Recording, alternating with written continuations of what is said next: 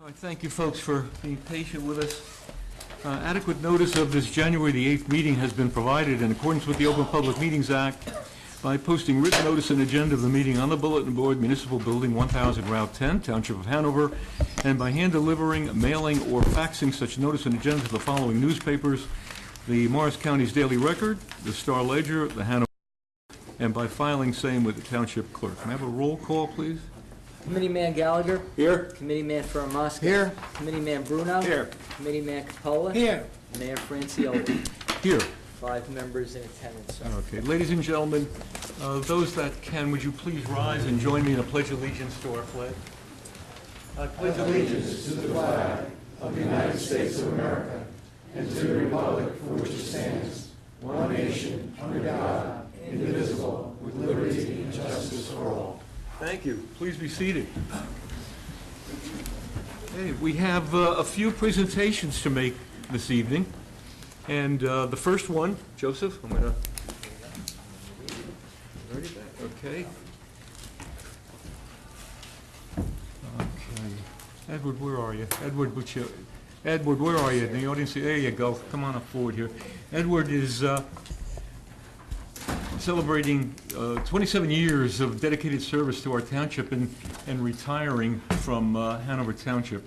Edward just is, just once again personifies the kinds of employees and people and staff and dedication that we have from the people in our township. And Ed, we're so pleased with the service you've given us over the years. We want to give you a small memento in this plaque for that retirement service. And I'm sure the Township Committee joins in wishing you the best in your retirement as you go forward. Okay, so I'm going to go over here. Works.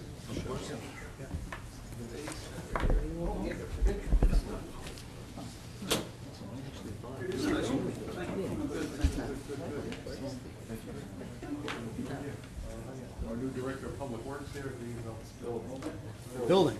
Building department. And our old Director of Public Works. Oh, now get fancy now. Lens cap. I gave up the iPhone. Very good.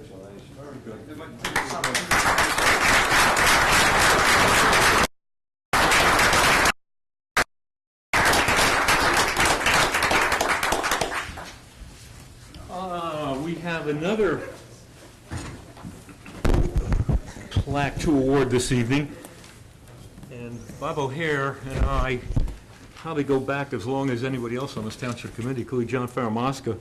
And Bob served our Hanover Sewage Authority for countless years, 20 years to be quite exact, and we'll be leaving that authority. But Bob, once again, is just typifies the kind of service that we get from so many people. In this particular case, Bob has volunteered his time all of those 20 years, and we really do appreciate it. Bob, where are you? I know you're in the back there somewhere. Come on up forward, John.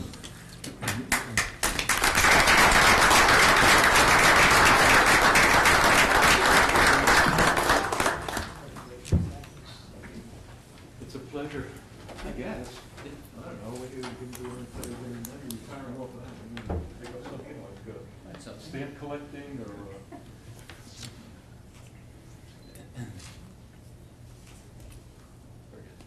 Bob?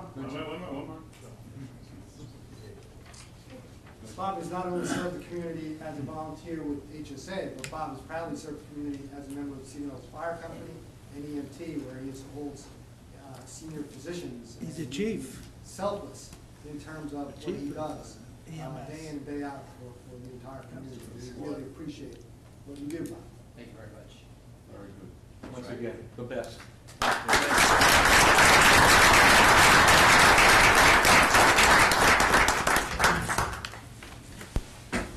Okay. Before we get into, I know many are here tonight for a hearing that's going to be taking place shortly, which is a continuation of a hearing we have for a alcoholic beverage control license. But at this point, it's customary for us to open to the public for any items not appearing on the agenda. So motion to open. So moved. Moved and seconded. All in favor? Aye. Okay, ladies and gentlemen, the floor is open.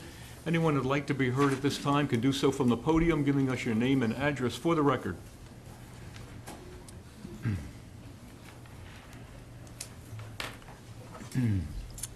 Camille Esposito, 42 Pine Boulevard, Cedar Knolls.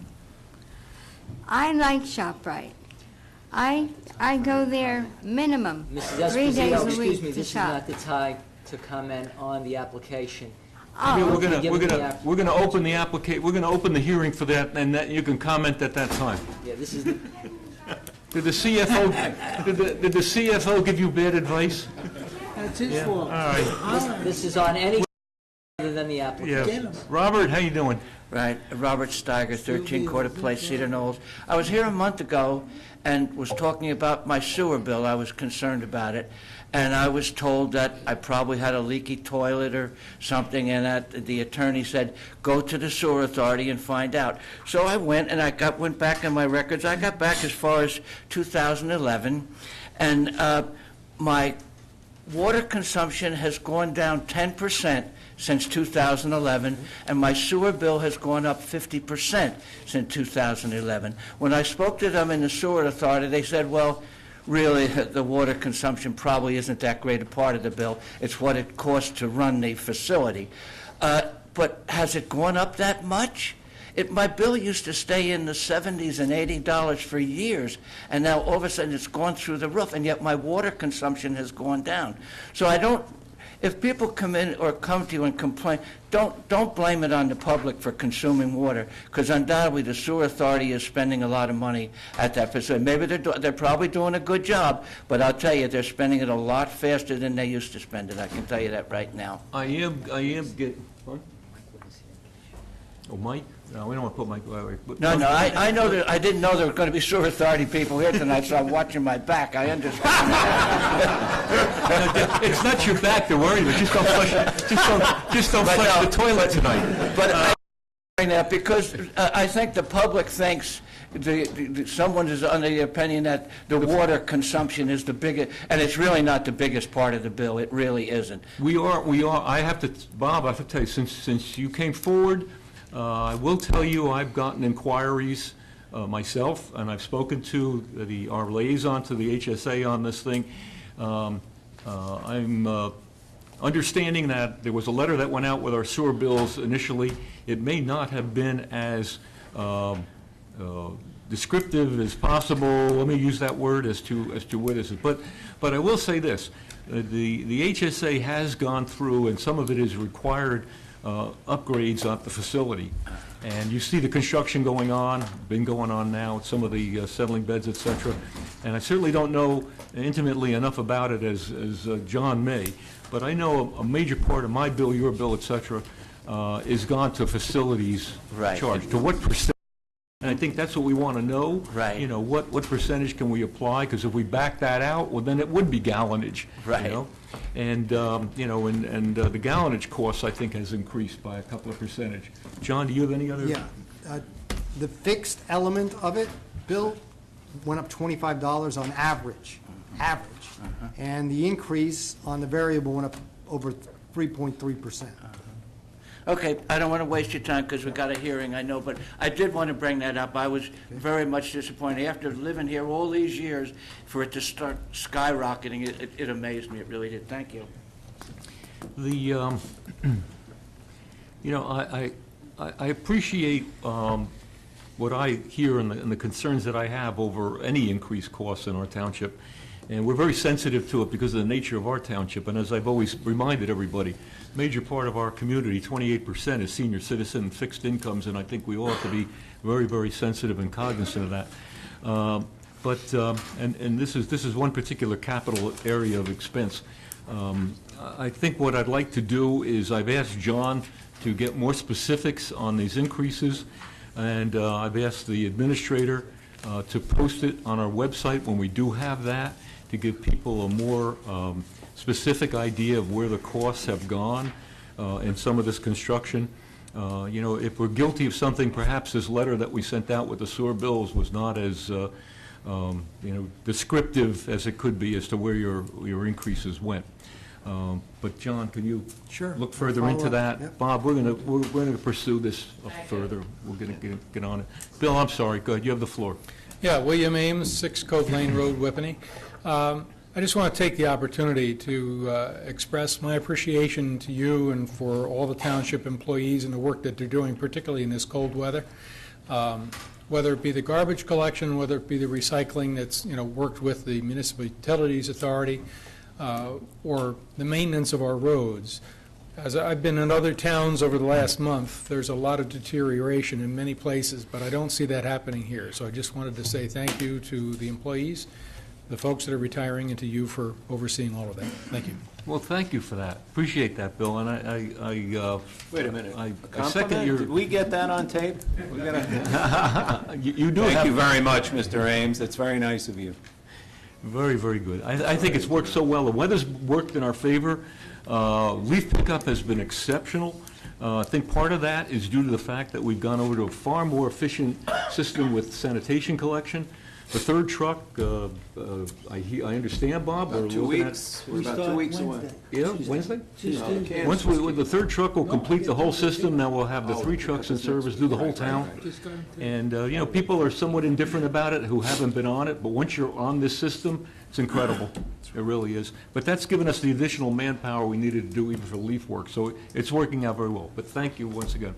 Anyone else like to be heard at this time?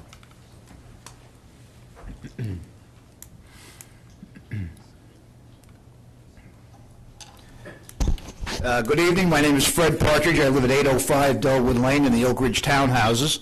Once again, I'm here to talk about the Whippany River erosion off the paper mill. And I'd like to thank Mr. Giorgio, Mayor Francoli, and the entire Township Committee who have been very responsive to us. Finally, after a couple of years with the Morris County Parks Commission, I'm sure you've received a copy of this letter from their legal attorney. And I just circled 3 quick sentences that pretty much encapsulates it. It said, it should be noted that the erosion of the Whippany River is on the property, that means the county property, and not on the property. However, which claims without producing engineering or other professional expertise that the erosion of the property threatens the Oak Ridge buildings located near the ridge and drop off. That's true. And then after that it says the condition complained about by Oak Ridge is, although entirely natural, and that's true. And then it says, in the present matter, the erosion has not occurred on Oak Ridge's property. That's true. If Oak Ridge wants to take action regarding the erosion, it should petition the appropriate authorities for permission to do and should bear the cost of any approved construction. And I think this is all exactly what we expected, and it was nice finally to get it. So in essence, what's happening, erosion is on county property. They feel it's a natural occurrence. It is liability. I understand that, but it is constantly eroding, and it is eventually going to impede on our property. And so I would like to have the township allow me to continue to pursue through the congressional office to see if we can get the Army Corps of Engineers or some appropriate engineering entity to come and at least tell us what we've got, because this is exactly what it says here. We have had no engineering survey done, and that is what really I'm after. I was hoping that they would bear the cost of Overall it. control on that river is, other than we have Whippany River Watershed Commission who oversees, but Jerry, that DEP. No DDP. I think a new avenue, a new door to open would be DEP. The Okay. gods be with you. But I think that would be probably the area to begin to look at this. I appreciate the fact that the county's telling you that, well, as soon as the eroding bank reaches your property line, well, then we'll talk. That very reactive type of approach. But it may be such that you want to bring this and your reports to the attention of the DEP, and we'd be happy to provide you with contact information there. I think our engineering department can do that, help you out I'd with like that. Thank you.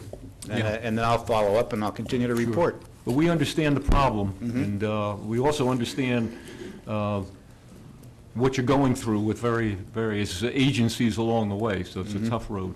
But Well, I we'll appreciate it. try. We'll keep trying. Thank you. Anyone else at this time like to be heard? Hearing none? Seeing none? Motion for Second. close? Second. All in favor? Aye. Aye. Mr. Administrator? Okay, ladies and gentlemen, we have the approval of the Township Committee minutes, the regular minutes of the Township Committee of December 11th and the 22nd, 2014, and the Bid Reception Committee meeting of December 16th.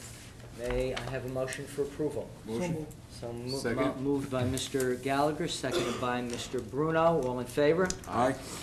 And the next item of business, we have one letter of communication from Michael Wallace, the Township's electrical subcode official, electrical inspector, advising us that he is going from part-time to full-time status with the town of Kearney, and therefore he needs to resign his part-time position with the township effective January 28th, 2015. May we have a motion to accept the letter of resignation? So moved. Motion so approved. Now, ladies and gentlemen, as we continue with the agenda, we have the public hearing as set forth on your agendas of the two proposed applications for liquor license. The public hearing began on December 11th, 2014, and this evening we have the continuation of that public hearing. So at this time, may we have a motion to continue the public hearing? So moved. Second. Motion second on roll call, Mr. Gallagher, Aye. Mr. Ferramaska. Aye. Mr. Bruno. Aye. Mr. Capola. And Mayor Franciola. Aye. Okay, Mr. Chairman. Okay, thank you, Joe, at this point. All right, Counsel, you want to come forward and once again reintroduce yourself at this point? Good evening, Mayor, members of the committee. Thomas Scrivo, McElroy Deutsch for the applicant, Village Supermarketing. Okay. From a format standpoint, can you tell us this evening what you're going to present, what witnesses you're going to present? Sure, Mayor, and thank you. Through you, we intend to produce two witnesses this evening. We're going to recall the architect, Mr. Favis, to go over very briefly the amendments to the plans that we have submitted previously, I believe, on December 30th to members of the governing body and to the township attorney, showing a slight amendment to the Oyster Bar area. And his testimony should take a matter of less than 5 minutes. The second witness we will have this evening is Lawrence Lindenmeyer, who is an employee of Village and the proposed beverage and food manager, and he will talk about the process, procedure, operations, safety, security, and all of those issues associated with the operation of the two licensed, two areas we seek to license for the consumption license. That's fine. Do you want to proceed with your architect then? I think that makes sense because we can get it out of the way, if that's All right. okay with you, Mayor. I believe he's previously under oath, but Previously testified. does prefer the chair here, or? By the way, yeah, please use that microphone. Ladies and gentlemen, if you have cell phones, so just a reminder, sometimes it's very disconcerting during a meeting when one goes off. If you could set it for vibrate or turn it off, we would appreciate it. Okay. You can continue.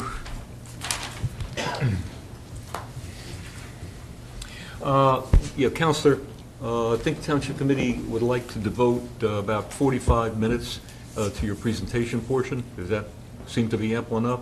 We'd like to give opportunity for the public to comment at the same time, so we're looking at a longer hearing. I see a full crowd, so sure, we'll be very, I think we can do it.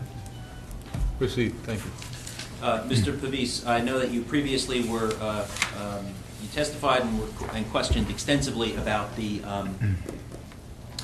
plans. What we'd like to do now is, I believe that we are up to P5, and I'd like to ask Mr. Pavis to identify what P5 is. P5 is the revised floor plan. It's titled AR 101A, dated, revision 7, dated 12/17/14. And Has can that you- been revised, or is that consistent with the plans that we've received? It is consistent with the plans that you received. That No is further correct. changes to this? We're Correct. And so could you briefly describe for the governing body what changes existed from the previous plan? Yes. We heard many comments in regards to the Oyster Bar, that it was somewhat of a thoroughfare, and there was a concern of people circulating. So what we've done is we've added doors on both sides. They're self-closing doors, so you literally have to open the door with your hand in order to keep it open, enter the space. There's a space for about 14 people in the Oyster Bar, and it's self-contained in that area. Adjacent to it, to the right side of it, we have the aisle width very free and clear for people to circulate beyond the Oyster Bar area. And was the intent of that amendment to the plan that the Oyster Bar area would not be a thoroughfare for people with shopping carts? That is correct. Now, did you bring another exhibit showing a rendering of what that would look like? Yes, I have two other exhibits. I'll mark them P6. P6 would be... P7. Is it possible at all to turn that easel a little more toward the audience?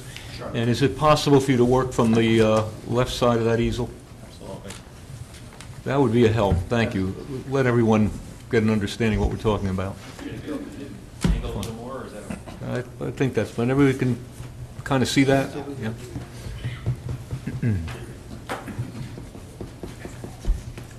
That's fine. And for the record, Mayor, the architect has already been sworn in at the last meeting, so just Yep. continue there.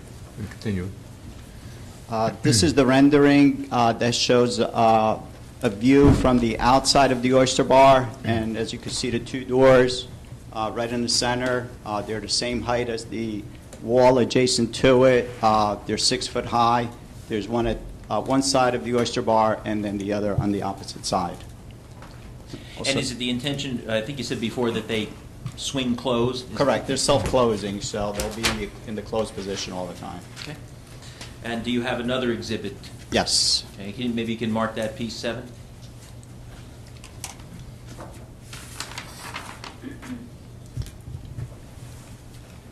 This Can is, you describe that for the members of the governing body? yes, this is a view of the same Oyster Bar from the front of the building. It's more of an aerial view, again indicating the two doors.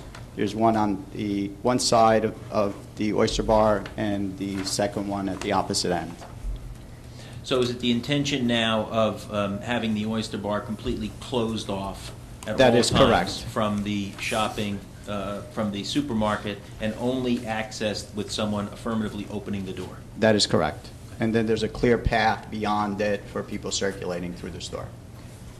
Has the number of seats changed in the Oyster Bar? No, same 14 seats Okay, and those are 8 at the bar and 6 seats at the tables, correct. Now, that's all I have just to for this witness to just describe. 14 seats is the total amount, both in booth and/or sitting at the bar? That's the total of some of the seats in that area? That Yeah, is it's not, correct. they're not booths, they're just tables with chairs? Tables and chairs. I just have one question for you. Sure. Since last time, we repeatedly used the word mingling with the regular customers. It still seems that the bar patrons would have to go through the store to get to the area serving the alcohol, and then go through the store to leave the area serving alcohol. That still goes under my concern with mingling, because you have to walk into that area, which is a little more enclosed than it was last time, but still you have to walk out and walk through the store, and that's the key word we used in one of our biggest concerns last time. That is correct. I mean, the only way to access it's in the center of the store is to go through the produce department, and then if you need to exit, again, you go past the produce department to exit out of the building. Okay. Question, It's a relatively small area. if a patron wants to go in and they have kids with them, or is that admissible? The operations will go over that, but no, it will not be permissible. They will not be allowed in there. But again, operations will cover that shortly. So a patient, a shopper with a child who wants to have a beverage would not be able to take their child in there with them? Well, I think the operations person's going to Yeah. speak to that. This is just an architect, so I... Oh, well, hold the question. Yeah. Good. Counselor? Yes, at the last hearing, you referenced that you also looked at the Whole Foods in Union and the Wegmans in Bridgewater. But then you weren't certain which one. That's correct. Would you want I mean, to I've- clarify which ones you looked at? And Yeah, and I've- if this, in fact, is modeled after that actual setup? Again, the Whole Foods in Melbourne, I've looked at that again. I've been there several times. Is that Milburn or Union? 'Cause there was- Union, border of Melbourne and Union. Okay. It's in Union, actually. Okay. And I've been to that location several times. It's similar to this. The Wegman, it's not the one in Bridgewater. It does not have a serving area in Bridgewater.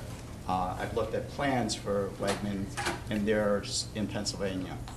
So the Whole Foods has alcohol, they serve alcohol in the supermarket in the same format that which It's this is going adjacent, to be it's right adjacent to the supermarket. It's part of the supermarket. Is it That's separate. Is it similar to within this the- setup? Within the market, or there's two different things. There's adjacent and there's within the market. What are you saying? Is it adjacent? Is it a separate building? Is it a component of the building? Is it an add-on?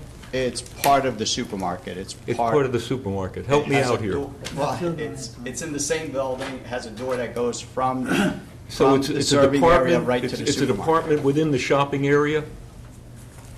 It's Is it similar to this? in one corner of the building. I don't think these are difficult questions. Is it service of alcoholic beverages within the shopping area? Could be, may Could be. Yeah, it could be. They have displays right outside the door. In your research, Can I ask, maybe I can clarify? Now, please. Okay. Mr. Pavis, is the bar, for lack of a better term, in the Whole Foods in Union similar to what is proposed for the patio area for the Village Supermarket? It's more similar to that, that's correct. It's at one corner of the building. And so is it fair to say that you can access that bar from the supermarket in the similar way that you would be able to access the patio area now from the supermarket in Hanover? That's correct. my question was, in your research, how many other supermarkets have you found in New Jersey that currently serve alcohol? The Whole Foods is really the only one that I've looked at in New Jersey. And is it Whole Foods as a chain or an individual Whole Foods? This is an individual Whole Foods that they built in Union recently. They're, it's a trend that supermarkets are going towards. But you don't know how many they currently have in New Jersey? I do not. Mr. Pavis, could you describe for me the location of the Oyster Bar with regards to the main supermarket? Get very specific for me, please. Is it on a perimeter? Is it in the center? Is it in the front? Is it in the back? That's all I'm asking to know. Mr. Pavis, I noticed that you're now referencing a different exhibit. Could you just, for the record, reference which exhibit you are referring to? Yes, it's Exhibit P5, and the Oyster Bar is hatched in the center of the front aisle. Okay. And you referenced a store in Pennsylvania. I believe you said it was Wegmans in Pennsylvania? Yes.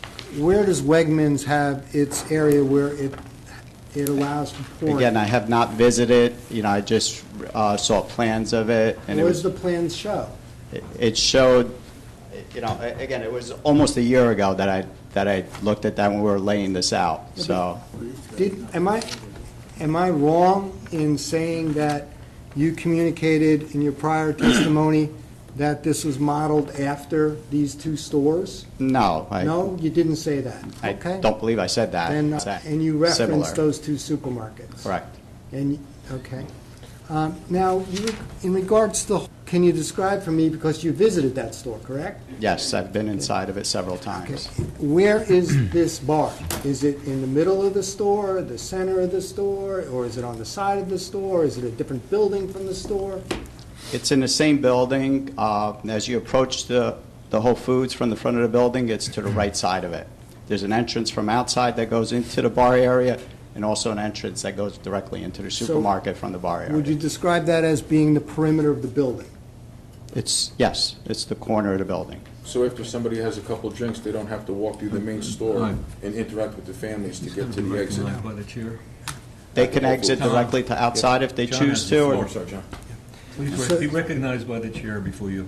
So we have an instance where we know of a Whole Foods where we have the location of the bar in the perimeter.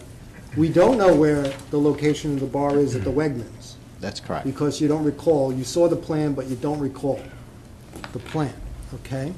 So to your understanding, is there any supermarket you know in Morris County, New Jersey, the tri-state area, the United States of America, that has a bar in the middle of it? Just out of just as a point of order, he can obviously answer that question, no, but he has not been called as a trend expert in the supermarket industry. We can call someone like that, but that was not part of our case. He is an architect who designed this store and is testifying as to the layout. So he's, Do you have, Counselor, do you have any witnesses that are prepared to answer such questions along this No. line? No experts on this area? No. No one has a history of these other uses in other stores that can testify? We have a operations person who will testify to the requirements under the ABC regulations as to what is required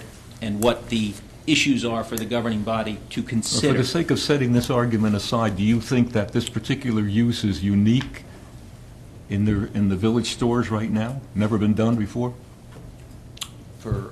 Yeah, I would say that's probably true. Okay, we continue. In regards to, let's talk about the doors. Could you put your exhibit back up where you illustrated the doors for the Oyster Bar?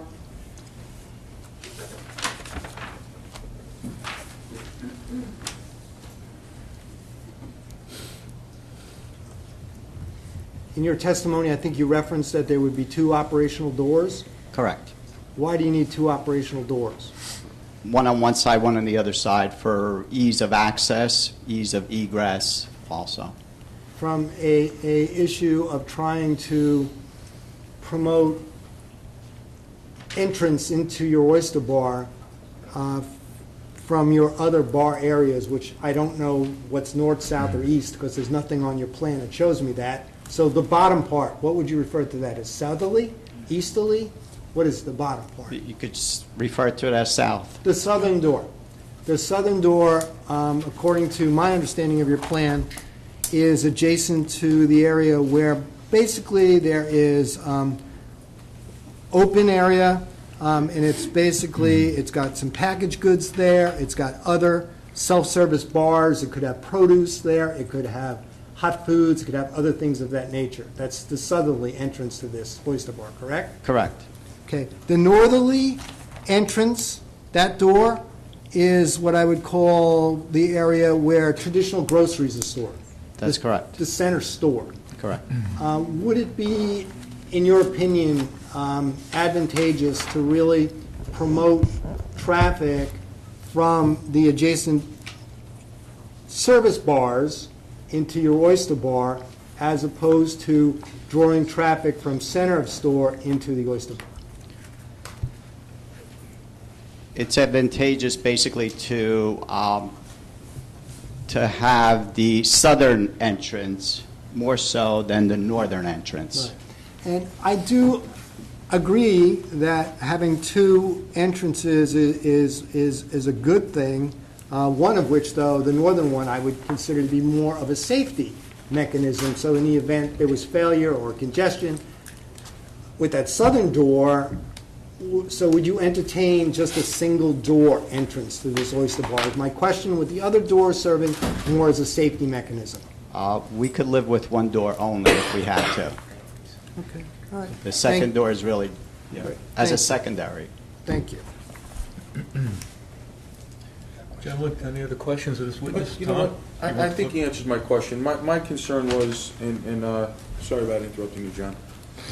In the store that you visited, were the people able to exit the bar area without cutting through the entire store and interacting with families and mingling through families that might not want to deal with somebody that had a couple drinks? Do they have access to leave the premises without having to walk through all the families and all the public that are in there buying groceries? The several times that I've visited the Whole Foods in Union, the outside door was locked. So you had to go in through the supermarket to access it. There's less mingling because, again, it's on the corner of the building. And if you wanted to exit out of, I'm sure you could just open it and go out. But from the outside, it was closed. That was my question. Thanks. Counselor? Just for clarification, a while ago, you had answered or testified that you looked at, you didn't look at plans, but you went to this Whole Foods store, and this gave you some ideas. But are you aware of any industry standards, design standards, that you would have taken into account to present this?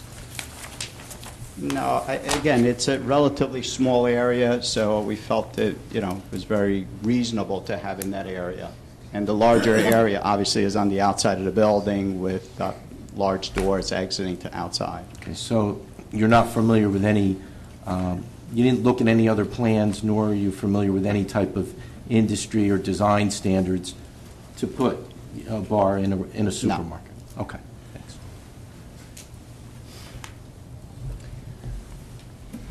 Bob, George, no? I'd like to ask if the, an architectural perspective, positioning the a bar liquor service in this particular spot within the grocery area, what benefits can you talk to as having placed it there, or having designed it there, having you're supporting the design being within the store?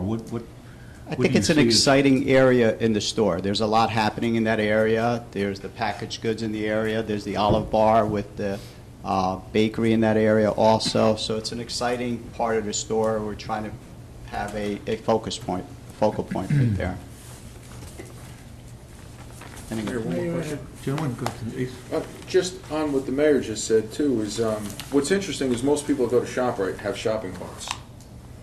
If somebody's shopping and they want to have a drink to enhance their shopping experience, it's also going to get kind of congested around there because of the shopping carts, and we have pretty tight access if there was, God forbid, an emergency. Have you talked about or thought about that area around it to where we can almost possibly park shopping carts? Because most people in there do have shopping carts.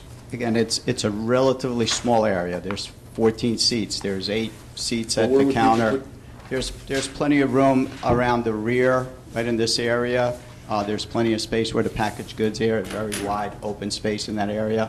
If somebody wanted to park their cart right there, there's room in that area. And I was simply asking out of the congestion, because I've been in there quite a bit. The aisles are pretty wide when it comes to walking from one side of the store to the other, but that whole area is a little bit congested. And I was just picturing that with people in there and with the carts around there. Just, God forbid, again, if there was an emergency and people had to exit. Again, there's plenty of room and plenty of directions for exiting purposes. Excuse me? There's plenty of room and exit ways for exiting purposes to get out to the building. I think what's also being asked, if you have a certain number of seats, you said 14? Correct. 14 seats. How much room how many carts could it hold? How many carts can you park there? We will not allow carts inside that area.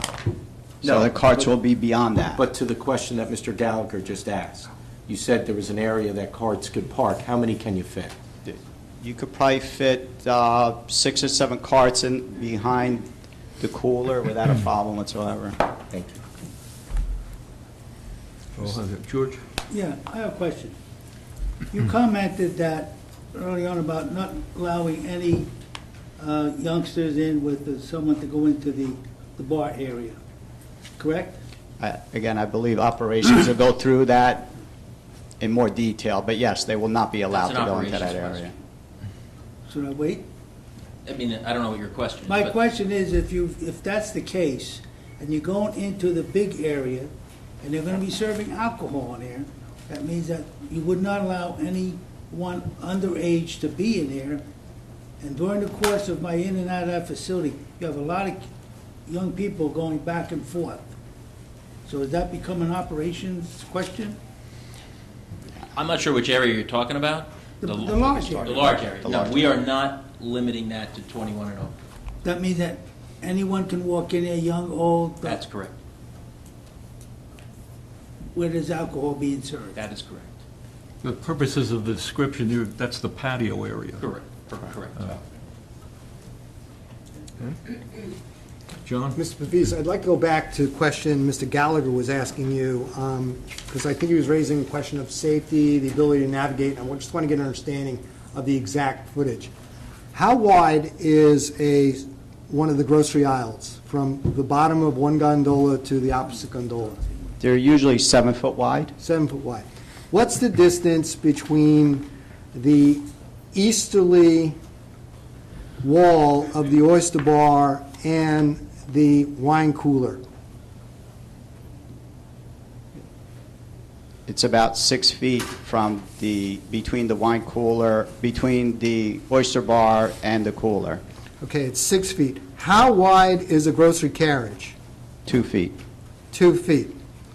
Do you consider if we had 8 carts queued up against that wall to have ample room for people to navigate safely in that 4-foot distance? I was not queuing carts in that area. I was queuing carts in this area, behind the cooler, not in that aisleway. Aisle 1, the carts would queue in aisle 1, Correct, right. and I'd walk. Are you going to put signs up, leave your cart here area or something? How do you- Sure, we could do that. This is an operations question, and we're not going to be talking about cart. I think Okay, for that's purposes fine. of where people put their shopping carts, we have really just- good people to talk about that. Yeah, Not the I architect. thought I heard that there was ample room to transition between the easterly wall of the oyster bar and the westerly wall of the cooler. And I was trying to get at the amount of feet that is, and I got that. Got that. And I needed to understand whether there would be staging carts, because I had to subtract that, because my responsibility is one thing, safety. Gotcha. But the queuing of the carts and how people Somebody else traverse I the can store, talk to about that. somebody else can talk about no queuing of carts and all of that stuff. Can I go back? I'm sorry, go Can I go back? What's the difference between not having youngsters in the oyster bar versus the other, when you're serving liquor in both? We're going to have an operations person talk about where people are going to be. Because I don't understand the difference. There is no difference, which means that the operations people will tell you what. Okay, so I'm premature on my question. Just a little bit. Go ahead. Are you complete with this witness? No, you've had him for a while, so I've been done for a while. Well, I think we are. Gentlemen? Okay. Thank you, Mr. President. Counsel, Thank you. continue. I Thank think you. maybe what you want to do now, Mayor, is open it up to the public in case there's comments. with On respect to the basis of the architect. testimony of this witness, and remind you, ladies and gentlemen, I'm going to open the floor for any comments you have of this particular witness's testimony, limited to that witness's testimony. So if anyone would like to address the committee to this witness at this time, you can do so from the podium, giving us your name and address, please. Seeing none. Okay. Counselor, want to move on? Yes, we would call Lawrence Lindemeyer.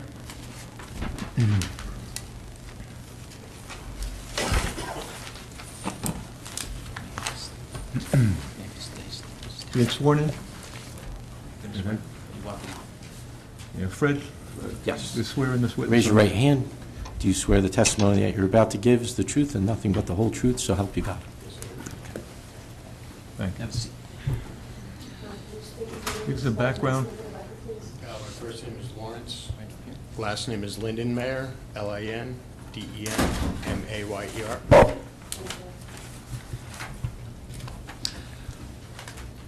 Proceed. Oh, thank you, Mayor. Mr. Lindenmayer, could you please tell the members of the governing body by whom you are employed? Village Supermarkets. And what is your current position with Village Supermarkets? Currently, I'm the bistro manager. Okay.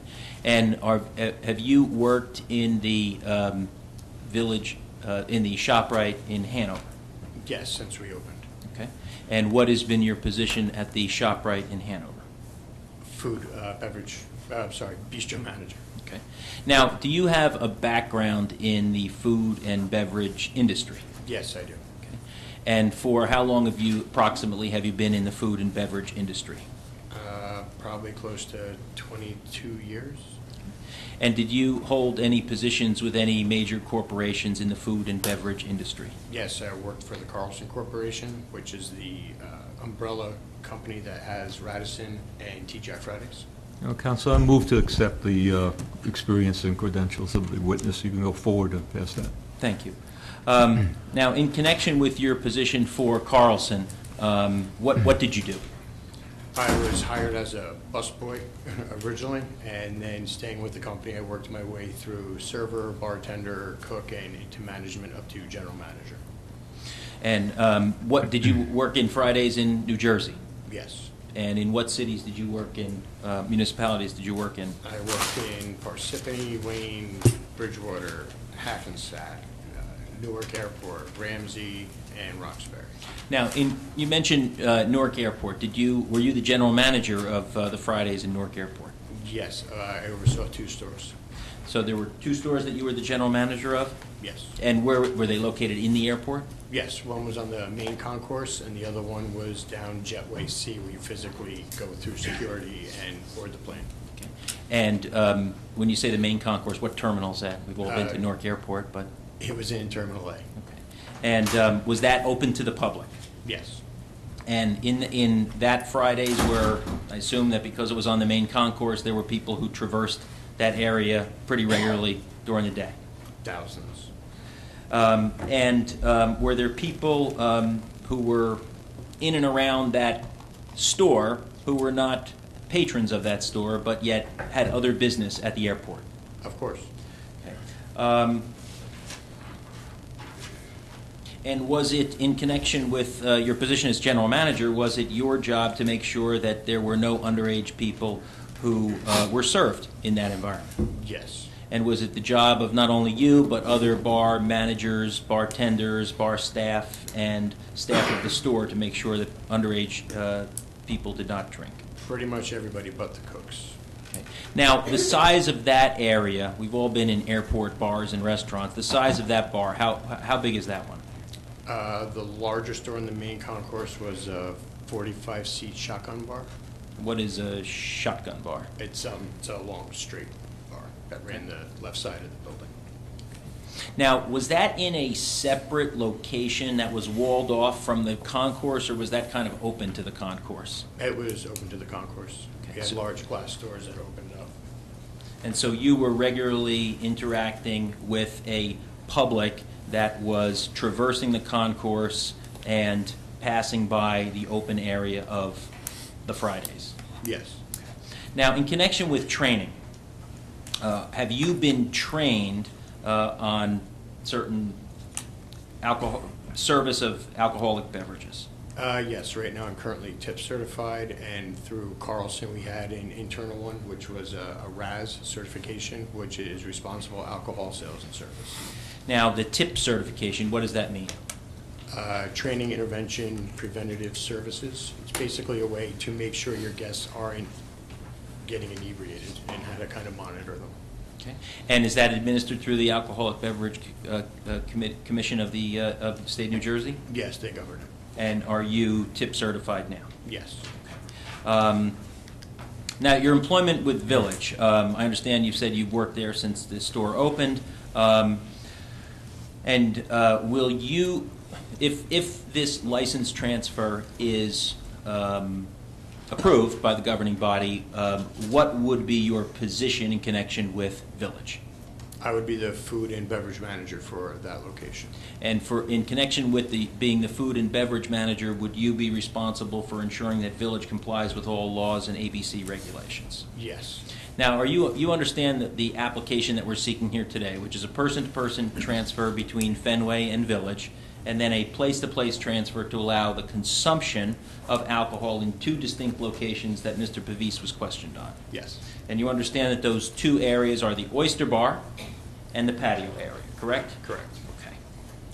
Now, does Village itself, as a company, provide training to its employees? Yes. Now, will Village insist that all of its bartenders and any bar-related staff be tip certified? Yes, I'll actually be facilitating it. I'm working on getting my proctoring for tip certification for in-house. And would you be, as the beverage and food manager, responsible for, to oversee this operation? Yes. Now, in connection with the IDing of customers, what would be Village's procedure for doing that? Everybody gets carded who tries to purchase alcohol. And once someone gets carded, what does the bar server do with that card? We actually have a reader that the ID goes into and lets us know if it's legit. And so every person who seeks to purchase alcohol for consumption would be carded, regardless of age or perceived age. Yes. Okay. And would you and the bar staff at the supermarket be trained on monitoring customers so that there is no to limit the ability to become intoxicated? Yes, that comes with the tips certifications. And will all the bar staff and the bar manager and you as the beverage and food manager be responsible for the safety, service, and monitoring of all guests who are being served? Yes. Now, when a guest purchases alcohol for consumption at the facility, will that guest be required to remain in the designated area where they purchased the consumption alcohol while they are holding that alcohol? Yes, they cannot wander around the store. Okay. So let's take the patio area, for example. Let's say that I want to go and buy a beer in that patio area. Could I leave that patio area with open alcohol to go to, say, some of those kiosks where there's food? No. And will the bartenders, the bar staff, and you as the beverage and food manager be trained to ensure that people do not leave the designated areas with open alcohol? Yes. Now, what about the hours of operation of the areas that are sought to be licensed? What would be the hours of operation? 11 a.m. until the store closes. Okay. And would Village agree to not keep the areas where there is consumption of alcohol open beyond the hours of the store? Yes. So there would, at no time would any bar area be open when the store is not? Correct. Now, Village, will it have detailed standard operating procedures for the operation of the oyster bar and the patio bar? Yes, we have a standard operation book. Okay, and does the Village have a standard operation for all of the areas of the store? Yes. And does that include the area where you sell packaged goods? Yes. And since the store has opened with permitting the sale of packaged goods, has there ever been any incident or of alleged violation of any ABC regulation for selling anyone who should not be served alcohol? No, not one. Now let's talk back to the specific locations, and first the oyster bar. As you were here for Mr. Pavise's testimony, correct? Yes. And that will be closed off? Yes. Okay, and there will be self-closing doors and around that oyster bar, correct? Correct. And there would be, in order to access that oyster bar, I'd have to go and open that door to get in, correct? Yes. And to get out, I'd have to open the door to get out, correct? Yes. Now, will that be staffed by a bartender at all times that it is open? Yes. And I understand there would be 8 seats at the oyster bar area? Correct. And by the way, the oyster bar is currently operating just with not alcohol, right? Yes. And the total number of seats in that area would be 14, correct? Yes. Now, how does that compare, 14, to the number of seats that you have previously dealt with in TGI Fridays, for example? It's a fraction. I mean, most of the bars held 50 to 60 people. Now, have you ever stood behind the bar of the oyster bar? Yes. Okay. Now, are you able, from your post behind the oyster bar, the bartender's post, able to see the doorways? Yes. The proposed doorways, I mean. And approximately in distance, how far are you, as the bartender, to that door opening? 4 to 5 feet, maybe. Okay. And so, based on your knowledge, experience, and practice, do you believe, and from being in the oyster bar, do you believe that any bartender, including yourself, would be able to see if someone is coming or going into that oyster bar? Easily. And would you be able to see if someone's leaving that oyster bar with an open drink? Yes. And I noticed that around the oyster bar, there's approximately a 3-foot wall, or 3 or 4 foot wall, and upwards of 6 feet of frosted glass. Is that right?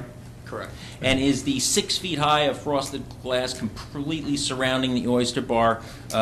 Is the purpose of that so that someone who has a drink inside the oyster bar could not pass it to someone who is inside the store? Yes. Okay. And do you believe, based on your experience and training and knowledge of the store, that a bartender who is standing behind the bar at the oyster bar would be able to see someone who's trying to pass alcohol over that 6-foot wall? Yes. Now, I understand that there would be no open alcohol that would be permitted to leave the oyster bar area. Is that right? Correct. Now, if someone buys a bottle of wine, for example, inside the store and tries to bring it in the oyster bar, could they open it and drink it there? No. That would not be allowed? No. Now, we talked about the bartender, and we talked about how the bartender is going to sort of manage that area. In terms of personnel, who else is kind of outside the perimeter of the oyster bar in the store? The associates that work in the store. There's, the seafood department's right there, the bakery's right there, the appy department's right there. There's other management in the store. And approximately how many employees are in the village store at a average time? In the whole store? Mm-hmm. Easily 100. And so will the employees of Village be trained to ensure that no one, if someone tries to get past the bartender, that no one will leave the oyster bar area with open drink? Yes. Now let's turn to the patio area. Now, Mr. Pavis testified last time to the patio area and the bar that is intended to be constructed in that patio area. And I believe, to orient the governing body, we're talking about, at least now, the layout of the store, the lower left-hand portion of the layout that's currently on the easel. I noticed there is a kind of a slight curve in the corner of that drawing, and maybe we can just point you to it. I know I'm usually the lawyer to see me getting up, but I'm going to get up and direct the witness, if that's okay. Now, Mr. Lindenmayer, this area here is the patio area, correct? Correct. And this little area here, kind of quarter circle, that's what? That would be the bar. Okay. And how many seats are intended to be at the bar? 7.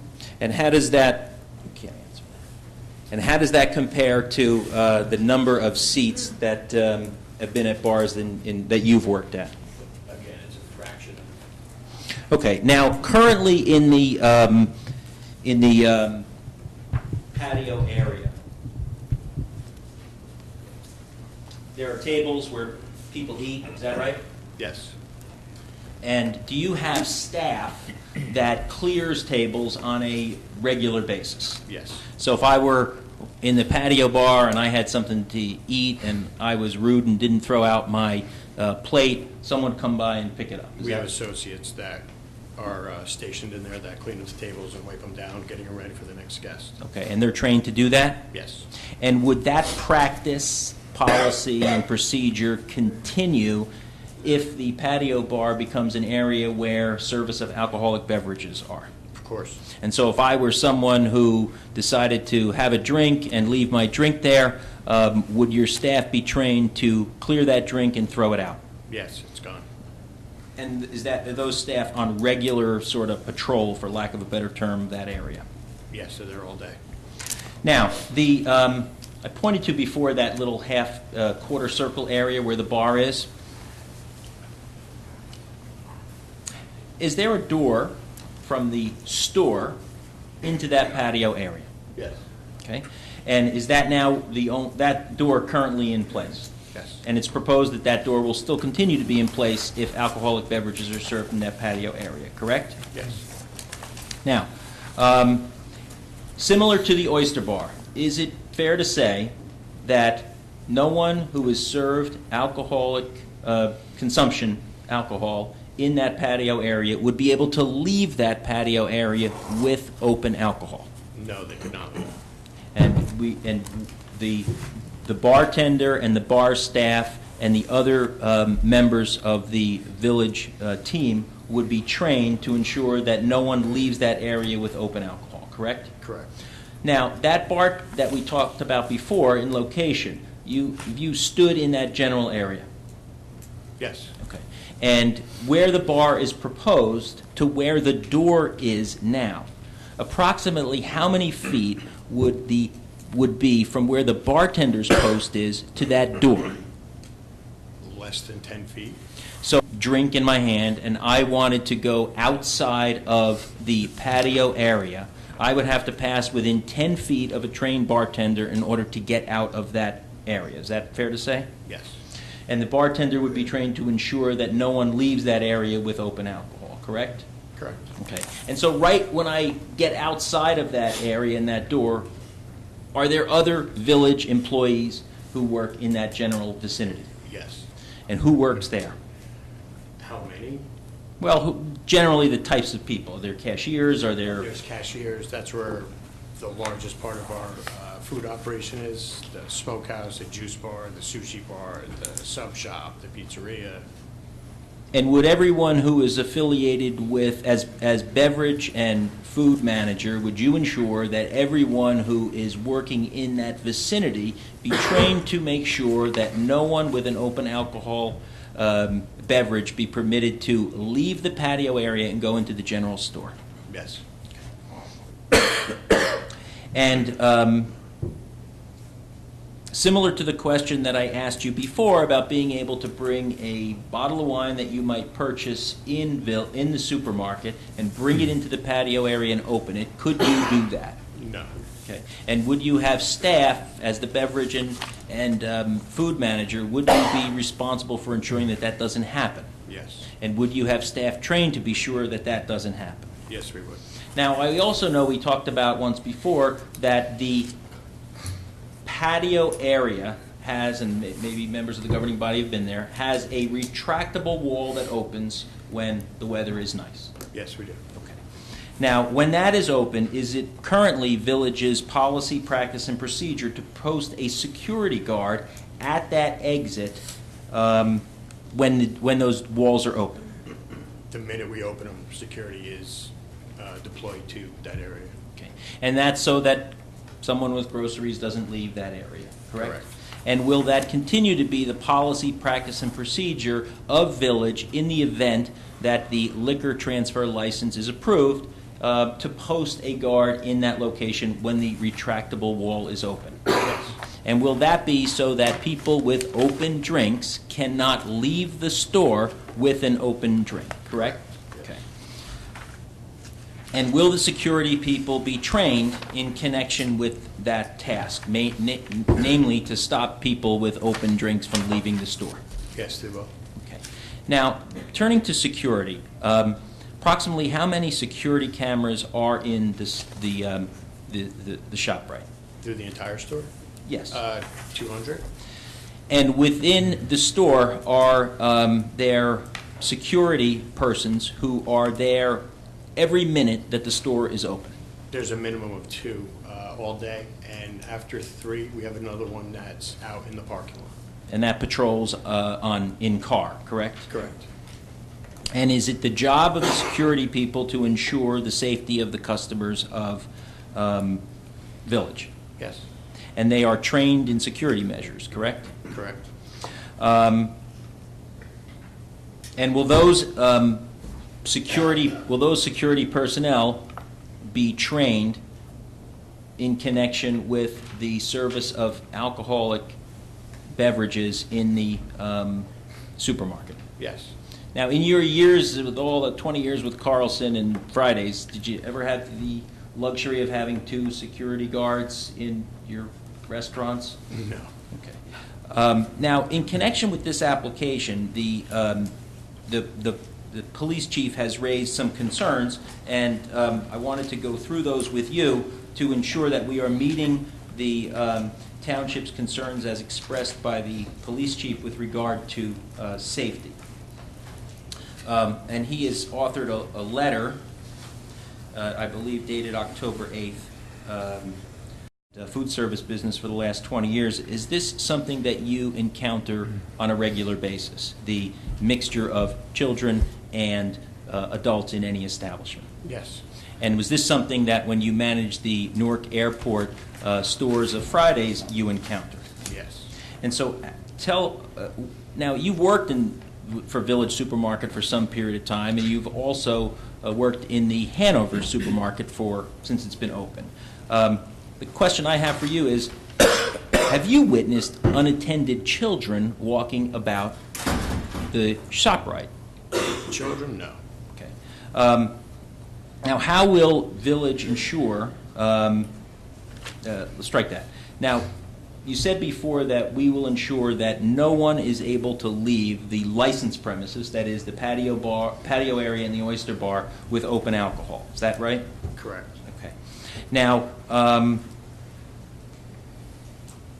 the intention of serving alcohol in the ShopRite, is this intended by Village to be a destination, or is it intended by Village to be another amenity to the shopping experience? It's just another amenity. We're really not a destination point for a bar. Now, do other establishments that serve alcohol also have children in them? Yes, yes, Do movie theaters that serve alcohol also have children in them? yes, Do bowling alleys that serve alcohol also have children in them? yes.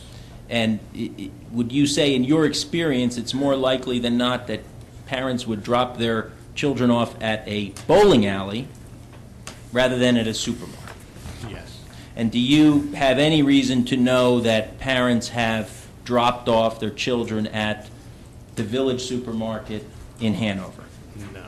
Okay. Now, the second issue that that the chief raised was that the town would need to evaluate the plans to make sure that the areas are separate. I think we addressed those issues, but I wanted to make sure I recited each one of the issues that the chief addressed. The third issue that the chief addressed was with regard to the parking lot. Could be an issue, and there are many senior citizens and children in the parking lot, and there could be an issue with regard to that. Have you, in your experiences working in the Village Supermarket, seen unattended children in the parking lot of the ShopRite? No. Okay, so, and I think you said before that there is a roaming patrol from 3 o'clock on every day in the parking lot. Correct. Okay. Now, would we also ensure, the chief raised validly a question with regard to intoxication, would our bar staff be trained to ensure that the patrons do not become intoxicated? Yes, again, that's all part of the TIPS certification. And in your experience, is it based on the number of seats at the bar and the type of location where this is and the number of cameras at Village Supermarket and the high LED lighting in the supermarket, do you believe, as someone who's been in the business for 20 years, that people will come to this location to drink heavily? No. Now, will the store be marketed as a bar or a restaurant? No.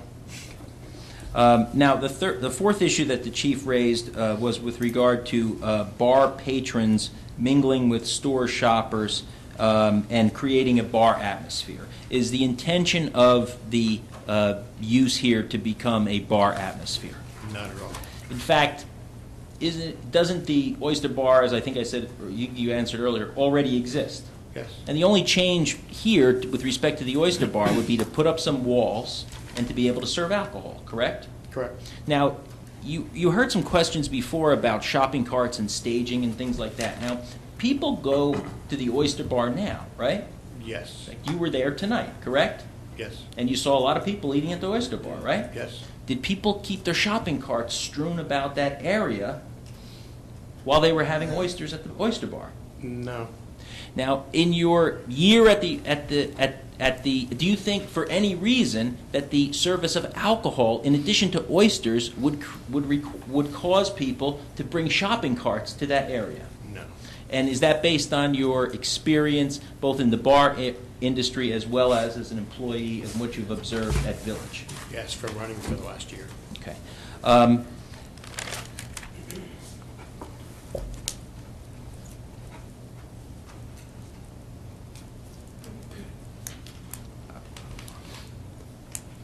Now, a question also arose about the Whole Foods in Union. You visited that Whole Foods in Union. Correct. I've been there a couple times. Okay, now how many stools are at the bar there? Probably 15 or so. Now, at that location, is there waitress and wait staff? Yes, they do have a staff that takes care of the tables. And are we intending to have, as Village, intending to have waiter or waitress service? No. So someone who's in the patio area who wants to get a drink has to actually go to the bartender in order to get that, correct? Yes, every time. And in your experience, does that create an environment with only 7 seats there of having a group of people who congregate for a long period of time to drink heavily? No. Now, there was a question before about the access to the Whole Foods in Union and the access specifically to the bar area. Have you've said you've personally visited that store, correct? Correct. And how did you personally enter the bar area of the Whole Foods in Union? Through the grocery store. Okay. Did you enter the bar area through the outside? No. Okay. When you were in the Whole Foods in Union, was the door to the, could you access the bar area from outside the store? I was there 4 times, and 3 times it was locked. There was a sign that said, please use the grocery entrance. So the only way to get into the bar area in the Whole Foods in Union was to go through the grocery store, correct? Yes. And after someone had a few drinks there, the only way for them to get out in 3 of the 4 times that you were there was to go through the grocery store, correct? As far as I could tell, yes. And there was no, because the door to the outside was locked. Yes. And that location actually had wait staff there to serve people who sat, correct? Correct. And they could serve them food and alcohol? Yes. And Village is not going to do that? No, we won't have a wait staff. Is it Village's intention to, maybe briefly, if you could just describe Village's existing clientele? Your average grocery store shopper, I guess. You know, just normal people like us go to get groceries. Okay. And are you looking to create a destination for those grocery store people to go and drink? Not heavily, no. And do people now who come to the supermarket take advantage of the amenities of the supermarket? Yes. Do they take advantage of the prepared foods? The prepared foods, the health and fitness, the nutritionist, there's a lot of stuff going on in there. And is this just one more amenity in a list of many at the ShopRite in Hanover? Yeah, that they've actually been asking a lot about. Counselor, I'm going to caution you about time.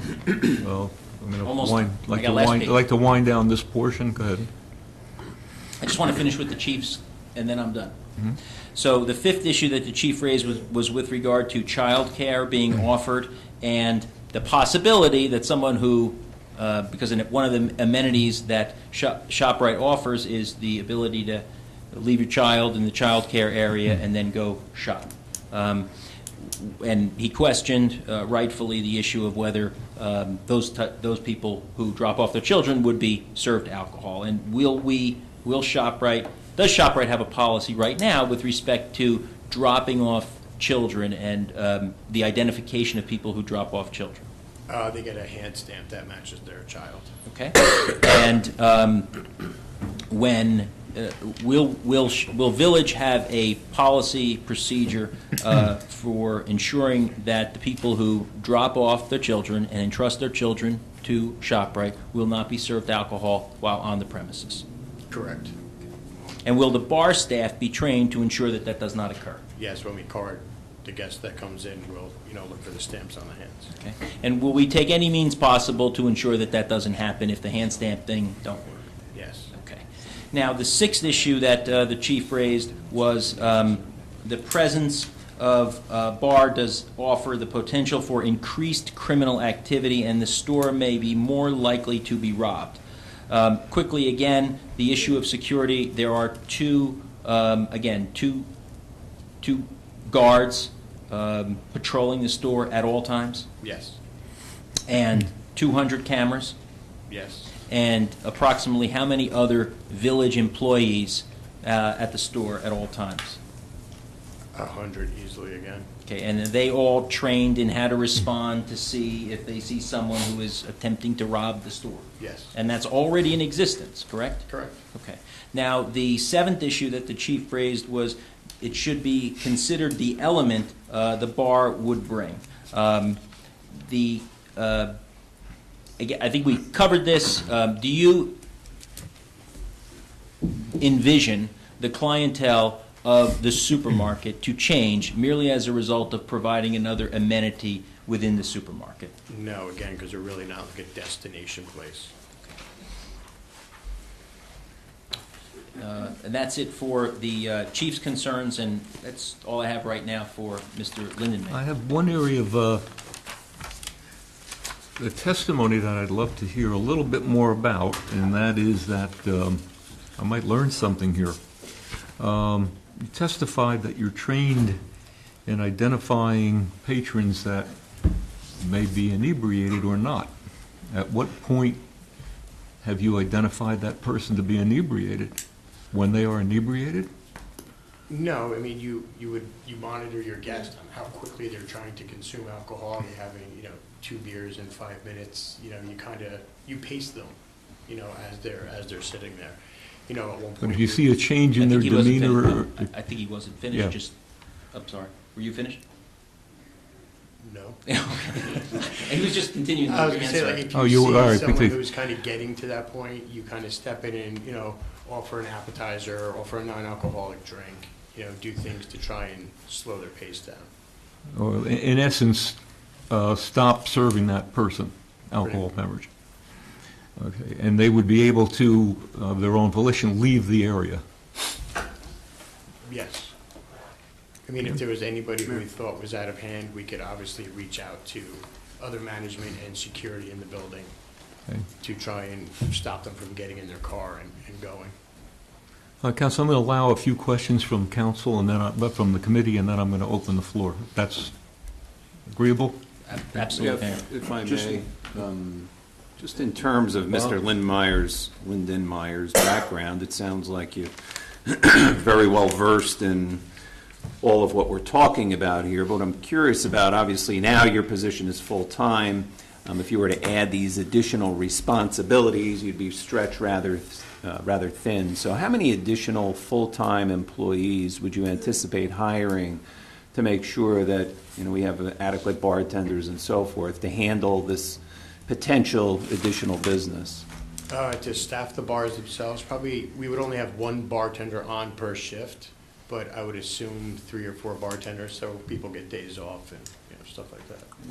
Okay. In terms of security, potential security, you mentioned associates that are currently located near the Oyster Bar, and perhaps they would now take on some additional role as far as, or responsibility as far as securing the area. Do you anticipate formal training for them, or?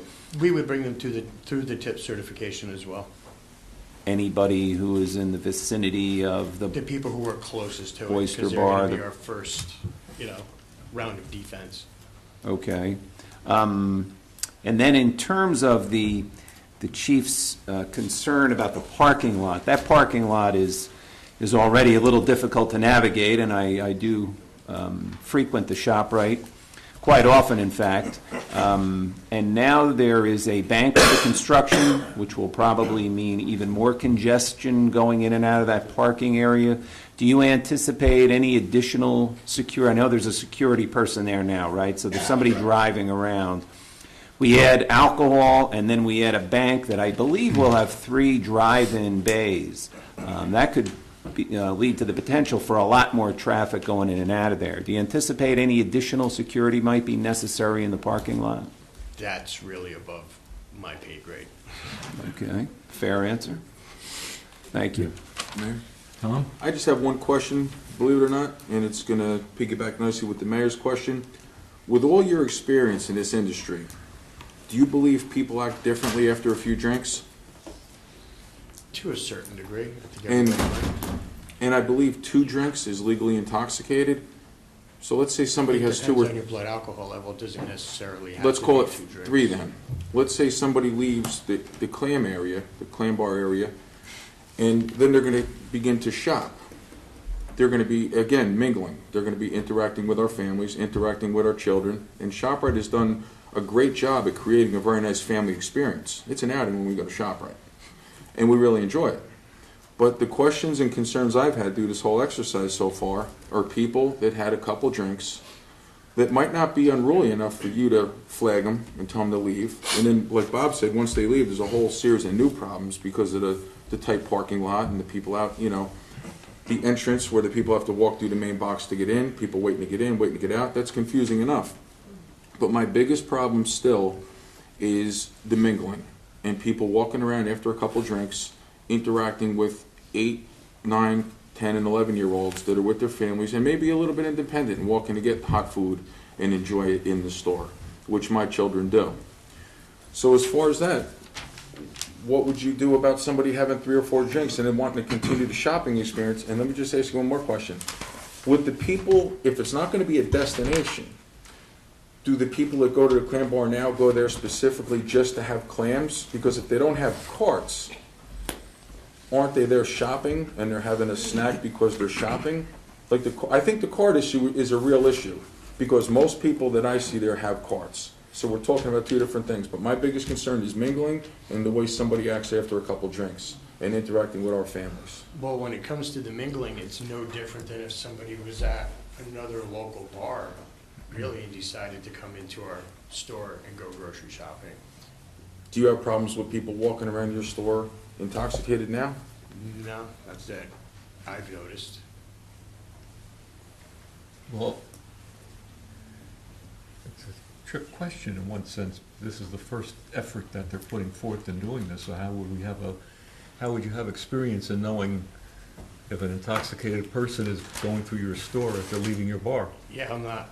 Well, if they're leaving our bar, they're not, as of now, they're not intoxicated because they haven't been served anything because we can't pour alcohol. Yeah, I guess that's another issue. The fact that it hasn't been done before, we don't really have a track record to look at and help us with our decision, or me with my decision. I'm sorry. Tom, you That's done? it. Yeah. John?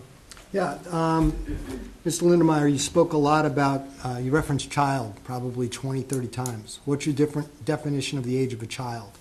Anyone under 18. Anyone under 18. Would you believe that those above the age of 12 have significantly more freedom in the ShopRite than those below the age of 12? Some, it depends on the parents. Would you think a 17 or an 18-year-old or a 19 or a 20-year-old would have significantly more freedom than an 11-year-old? I would think so. Okay. In regards to the incidence issue, you just brought up a fact for me that you said when people visit the local bar, they bring children. What percentage of the people who go to the local bar, if we went to the local bar, there's a local bar here on Parsippany Road called Billy's Red Room. If we went to Billy's Red Room, what percentage do you think of the patrons would bring their children there? Well, it's also a dining establishment. I've been to Billy's when you go in. Okay. There's It's a dining local, room. right? How much? So- What percentage? I would have no idea. Well, how would that compare, would you say, to the incidence of shoppers bringing children to a supermarket? What do you mean? Which would be, Well, there's going to be more parents bringing their yes, children yes, into okay, a thank you, supermarket, thank of you. So course. there's a lot more people who, when they visit a supermarket, that the family goes together. Next question I have for you is the village staffing plan. And you're currently the bistro manager, and you would be in charge of these bar areas. How many bartenders would there be in each of the 2 locations? One per Okay. bar. And how many waiters and staffs would be supporting that bartender? We're not going to offer Not gonna waiters and have- waitress service. Okay, great. And you referenced the Whole Foods and Union. Correct. Does the Whole Foods and Union have a bartender? Yes. Does the Whole Foods and Union have a waitress and a waiter staff? Yes. Okay. And your patio area is 2,800 square feet. And you're going to have one person monitor the drinking of all No, of the because patrons. Other management is also out there. Store managers, myself as the food and beverage manager, our associates. No, no, are always out there. dedicated. The Whole Foods, we've concluded, has significantly more presence dedicated to managing the alcohol than you do. Is that correct? I don't think that's anywhere near what the testimony of this witness was. If you read back what the committeeman's question Did was. the witness say that there was a bartender at Whole Foods? Yeah. Did the witness say that there's waiters and staff in the bar area in Whole Foods? Yes. Okay? Now, did the witness say the amount of people, bartenders, that would be in the ShopRite in its various locations? Yeah, he said 1 and 1. 1 and 1. And did the witness say the amount of waiters or wait staff that would be in the bar area in the ShopRite? Correct, none. 0. So is, let's say, 3 greater than 1? Yes. So I'm not getting deposed, but the way that the committeeman engrafted the factual testimony of the witness was incorrect, because what the committeeman said was, and we can have the court reporter read it back, isn't it true that the Whole Foods is going to have more dedicated staff to the management of the operation? That's not true. So what the witness said was 1 bartender, no waitresses. What the committeeman said, management staff. And what the witness was trying to explain, until the committeeman interrupted him, was that there would be other staff, such as himself as the beverage and food manager, and other managers within the store who would be picking up that function, but he was interrupted. Thank you. I'll rephrase my question. Bar staff. How many bar staff members do you have at the Oyster Bar? 1. How many bar staff members do you have in the patio? 1. How many bar staff members do you believe are in the Whole Foods? The times that I've been there was 1 bartender, And how many waiter, waitress staff? 1 server, maybe.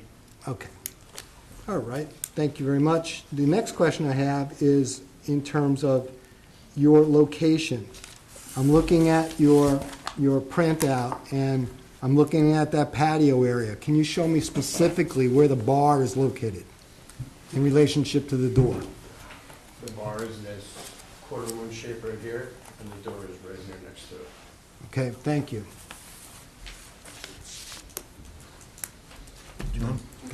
I'm going to open the floor in 1 second. George, I just have one question on him. My concerns, and throughout this hearing, and still is, focuses on the Oyster Bar. I think the matter of the patio bar, whether or not my colleagues want to address that in some other fashion as far as how that exists or doesn't, is another matter. But to focus on the Oyster Bar for a second, once again, this is going to be a cordoned-off area with about 3 or 4 foot partitions, followed by glass partitions, and it's going to be, from what I can see, unless you correct me, and from the renderings that you've given me, certainly the general shopping public is going to have visibility into the bar, into the Oyster Bar area. Yeah, it's a 3-foot glass wall. So shoppers and in general who disagree with alcohol or don't disagree with alcohol are going to be able to see people drinking at the Oyster Bar. If I'm not mistaken, it's a smoked or like an etched glass, so. Smoked glass. Okay. But children will be able to see into this area as well. It's a smoked glass. Still smoked glass. How smoked is the glass? I didn't smoke the glass. Well, then we can't really, based upon that, we can't really evaluate that testimony. Okay, I'm sorry. Okay. Yeah, go ahead, Counsel. Mr. Lindemeyer, did you speak to anyone who operates the Whole Food store and ask them questions about their operation? When I sat and spoke to the bartender that sat in the bar area, I was asking her, random questions, but nothing really fulfilling any of my answers. All right. Do you have any studies or do you have any other reports regarding supermarket bar arrangements such as this one that's presented? Did you do any studies or did you read any studies about them? Just different ones that I've seen, but I haven't really gone out of my way, studying what. Okay. So, this plan that's been presented this evening, you would be responsible for the safety and the administering of this plan, correct, as far as the alcohol safety is concerned? Correct. Okay. But it's based upon your experience working in beverages for the company that owns the Fridays stores, correct? I mean, it's not based upon any type of information about supermarket bars, correct? Correct. Okay. But then, when we look at Fridays, Fridays has, you were in charge of a Fridays that had a wait staff. This isn't going to have a wait staff. Correct. Okay. And the Fridays is a single use, right? It wasn't a multiple use like this with a supermarket and other type of uses, right? So it's different. Yes. Okay. And how far from the Oyster Bar is the packaged goods in the ShopRite facility? If you walk out if you walk out the northern door, the packaged good department is right there behind it. And if you walk out the southern door, the wine department is to the left. Okay, could you describe the extent of those packaged goods and what's offered there for sale and how that's managed right now? Beer, wine, and spirits, like any. Okay. And is it one aisle, two aisles? How much in? It's one aisle for spirits on the left-hand side. There's some wine on the right. There's a handful of beer coolers, which are right behind the Oyster Bar, and then displays of wine right across from the produce department. Okay, so have you ever managed a facility that was a bar and had this extent of packaged goods as well? Not that size, never a liquor store. Okay, so you've either managed a liquor store or a bar, but never No, I never both? managed a liquor store. Oh, you never managed a liquor store. Okay. And you've never managed a facility that has packaged goods and multiple bars inside of one store like this, correct? Well, I mean, the closest would be the Newark Airport, where I managed 2 restaurants that, I mean, you've been to Newark Airport, I'm assuming. In Terminal A, one's on the Grand Concourse, the other one is down behind security. Okay. I mean, we didn't do packaged goods, but it was 2 functioning bars from 6 o'clock in the morning till 10 o'clock at night. So you've put together or you endorse the security measures, but you really haven't had any results. I mean, this is just based on managing the Fridays, not managing a facility of a similar circumstances, correct? I also didn't have security guards in any of the Fridays. But I'm just asking you if what you've put together here as far as a strategy to handle this from a safety concern it's not based on any other experience but what you've testified today. It's not based on any similar type of arrangement. This is unique. Similar? No. Running a oyster bar in a grocery store? No. Or multiple uses, 2 bars and a packaged goods availability. You haven't had any experience in managing that, correct? No, but I mean, technically, the packaged goods is a different department that kind of falls under grocery, where the oyster bar and the bar on the patio fall under the bistro. Okay, so what happens, in your testimony, you talked about basically cutting someone off who has too much to drink at the oyster bar. But they could leave the Oyster Bar then and go buy packaged goods right around the corner in the same store, correct? We also have a walkie-talkie system where if I let security know to let the cashiers know that, you know, this gentleman has had too much, because if anyone gets to that point, security's gonna be involved anyway, because they've had too much, and we're not gonna want them out on the street. If you know that that's the case, correct? Correct. Okay. And also,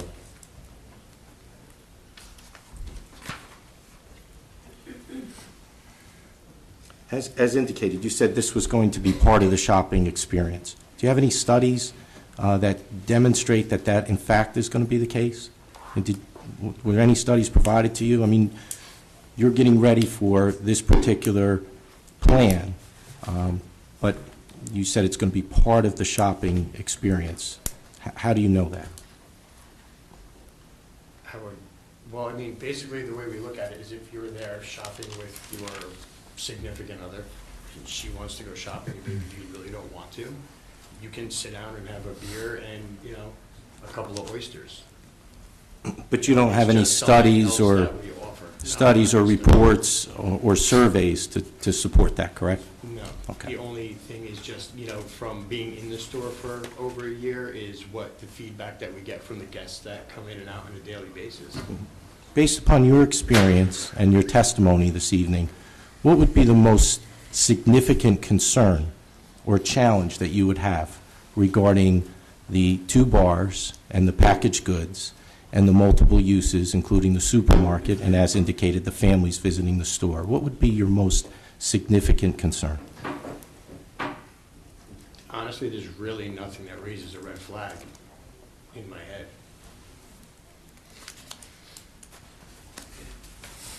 No concerns whatsoever?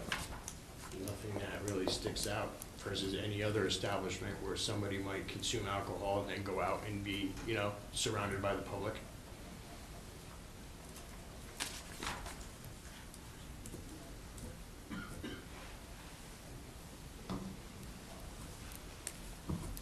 And how would you coordinate if a person is in the Oyster Bar and then later on goes over to the patio bar and starts to purchase alcoholic beverages?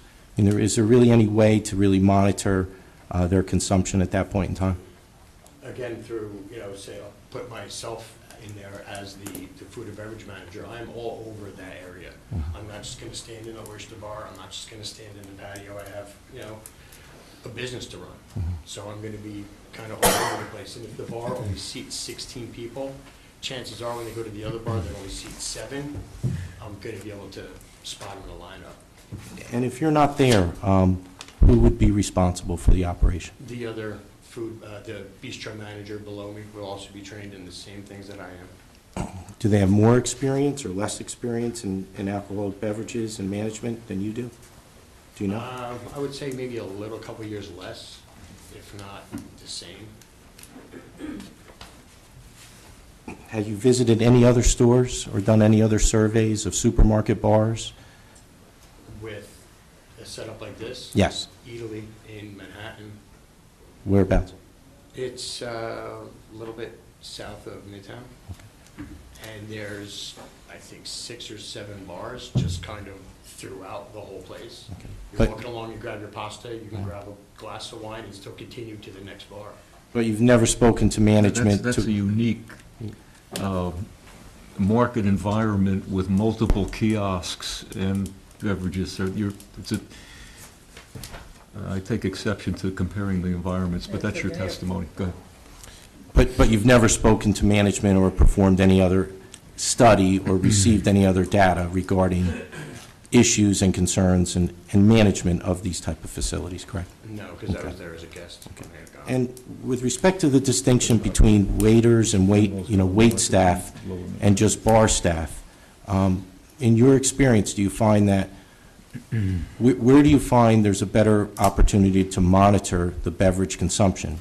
Would it be if there's just a bartender, or would it be if you actually had a wait staff? Where's it more advantageous from a monitoring standpoint? I would say from a bartender's perspective, because you're pretty much face-to-face with the person, if not within a couple of feet of them. But then the person could leave the bar and go sit down, and you really don't know exactly. In the patio area, not in the oyster bar. If they're in the oyster bar and I'm behind the bar, you would physically be sitting at the table, that's how close we are. You mentioned that people cannot take alcoholic beverages out of the patio area, correct? Correct. Can they take other beverages out, non-alcoholic beverages out? Like a Coke? Yeah. They could. And would there be any precautions that you would take to make sure that that's exactly what they're taking out? How would you tell the distinction that someone isn't pouring a drink into a paper cup and walking out saying it's a Coke? How does that happen? How do you stop that in any other bar or a restaurant? I'm asking you. I don't know. I'm like, it's through training. You know, again, we have a staff of over 300 people for the store. There's roughly 100 of them on staff at any given point. We're going to do our best to get, I'd say 90 to 95% of them trained that are back in that department to help us monitor this. Like if you were in a restaurant and had a wait staff that monitors what we're doing. And you've read the report by the Chief of Police of Hanover Township, correct? Just vaguely, like I didn't sit and study it. Okay, so you're not familiar with his report, or just based on the testimony you gave this evening? Have you had an opportunity to read the report? No. Okay. I'd be curious to see if, I know your attorney broke down various components of the report, but I think the Township Committee may want to know if you disagree or agree with what the Director of Public Safety is saying about this proposed use. But if you haven't read his report, then I'll just let the record reflect that. Thank you. Mayor? Yeah, I just, a couple of things. First, I'd like to comment that I guess I have a problem understanding the analogy between an airport bar and a bar inside of the ShopRite. I think the amount of traffic that's in that ShopRite way far exceeds the businessman coming off the airplane and having a drink, okay? My other concern is, if you have one bartender, and he's at one end of that bar, how does that stop person from walking out with something that's on the other end of that bar? Okay? He has, the patron would have to go back past the bar area. Two entrances. On the patio? No, I'm talking about the oyster bar. The oyster bar is I know what it looks long. like, but that's saying that somebody's dedicated to watching every single person that's in there. How do you do that? It's 14 people. 40 people is a lot of people when you've got a very congested area in a ShopRite with a lot of activity going on. Okay? How does somebody keep control of one person? I mean, you're busy making a drink to someone and someone at the other end walking out. I don't really follow your question. What's so hard to figure out? What's so hard to follow?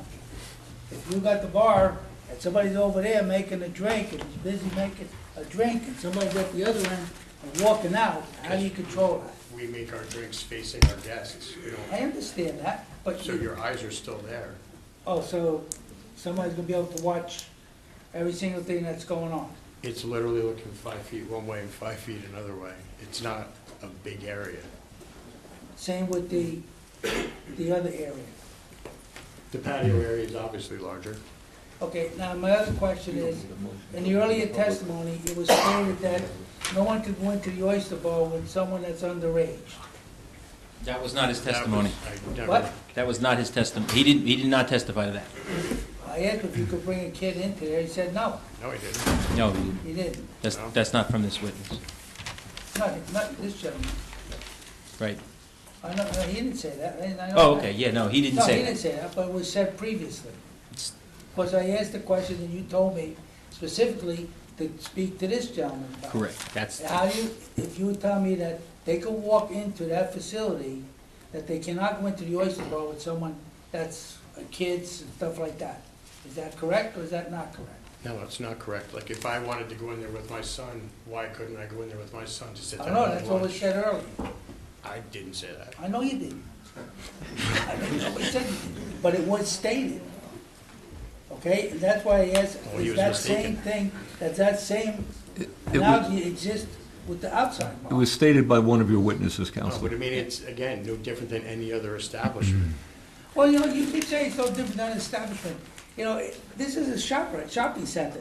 I see the hundreds and hundreds of people in there at any given time. It is different.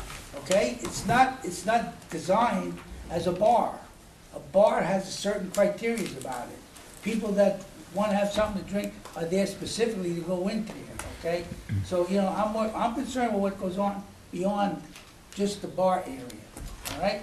It's nothing to do with just the bar, you know, it's the patrons that are throughout that store. I don't think there's a question. I don't believe it. Is there a question? Yeah, my question is, how is that controlled? With people going in and out? Our staff But you've got one person. standing behind the bar, but we also have another, roughly 100 associates in the store at all times. 2 security guards, 3 to 4 managers, the food and beverage manager, a sous chef, another executive chef. There's more than enough capable eyes to see if somebody's going to try and take a beer and sneak out the door with it. They're not going to get far. Just like if somebody was sitting at Billy's Red Room and took a bottle of beer and walked out the door, they're not going to get too far. Someone's going to stop them. Thank you. Mayor, I just have a Tom? real quick one. Last one. With all your experience in this industry, have you ever seen a 14-seat bar that serves alcohol in the middle of a grocery store? In the middle of a grocery store? Yes. Italy. Again, they've got bars kind of located all throughout. Are you referring to the one in New York again? Yes. But not New Jersey? No. Okay. That's it, Mayor. I think I understand. I think we fully understand, the committee does, that this is, again, a unique marketing and/or, draw approach for the market. I think what I'm hearing in much of the testimony is our colleagues are trying to filter out certain things that they feel are not germane to a public supermarket. And I understand it because we have no basis to compare this to in particular case of this oyster bar. And I guess that's why we're here. But having said that, what I'd like to do, Counselor, unless you have any other experts or people to bring forward, I'm going to open the floor for public comment of this witness, of this expert, right? All right, ladies and gentlemen, I'm going to give I'm going to open the floor. I hope you'll cooperate with us. I'm going to limit comment from the podium to a few minutes, and I'm going to open the floor to the public. If you'd like to address the testimony that you've heard from this particular professional who gave that testimony, you may do so, again, from the podium with your name and address for the record. So the floor is open. Good evening. Carol Fomchenko, Malapartis Road in Whippany, New Jersey. F as in Frank, O, M as in Mary, C-H-E-N-K-O. You're welcome.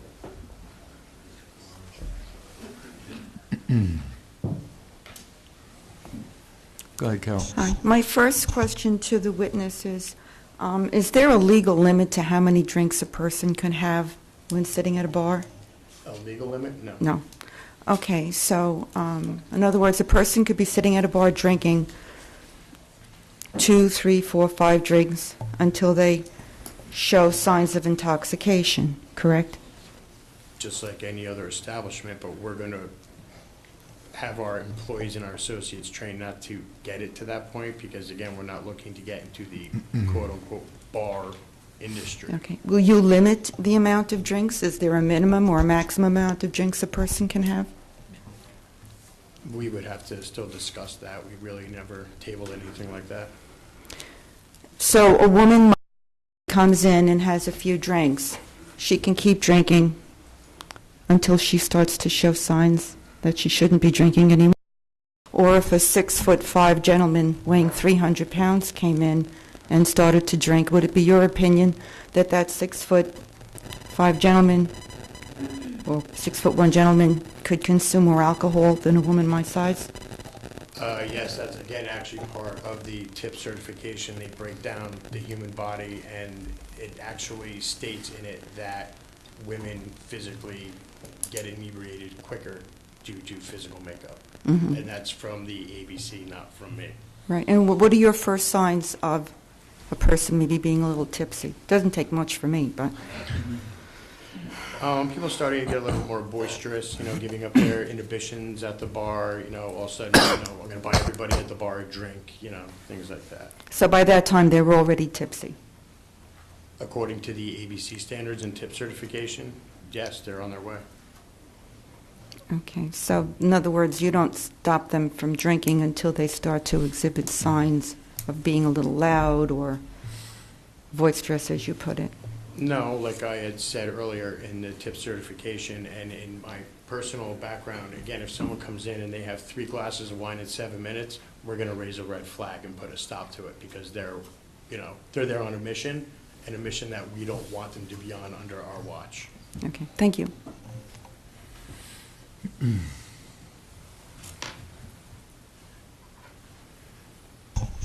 Hello, my name is Alicia Constable. I'm a Hanover resident, Township, and I'm a regular, customer of ShopRite since the day they opened it. I've been there, and one of the things that bring me was the outstanding customer service from there. One of the things that I truly love is the wellness center. I think that's a brilliant idea that they have done because I can get, my shopping done, I can get my exercise done. And if I'm having a birthday party, I can get the cake or even get, whatever I'm serving at the party. Also, what I enjoy is cooking classes. I mean, I think that's amazing. It would be nice. I mean, you could have a glass of wine while you're taking your cooking class. And I have, 2 kids. And that's something that really... store. The security is outstanding. When I'm dropping my kids, they ask me for my ID and they stamp my hand so they know. Obviously, I wouldn't even dare to go get a glass of wine because I wouldn't do that for safety for my children and also for the security of all the customers who are there. So I have no doubt, based on what I have heard from the witnesses, that they will do the best for the safety of all of us who are, like I said, I'm there like at least 3 times a week. So that's all I want to say. Thank you. Ma'am, would you give us your address for the record, please? Yes, I live on 15 Reynolds Avenue, Whippany, so I'm very, close by. Thank you. Thank you. Just so for the record that we're clear, and I assume this, but so that it's clear to everybody in the public, this is a bar that is liquor license would entitle this bar, this owner to serve beer, wine, and hard liquors. I mean, from vodkas to rye to you name it. So I mean, we're hearing a lot of comment about they would enjoy their glasses of wine and beers, and that's fine too. But they could also enjoy a double Jack Daniels too. But go ahead. Having said that, Hi, 3 Locust Drive, Hanover Township, and I will ask a question. But first, let me say I love the food town. I love the food town. I love the ShopRite. I love going. I go there often.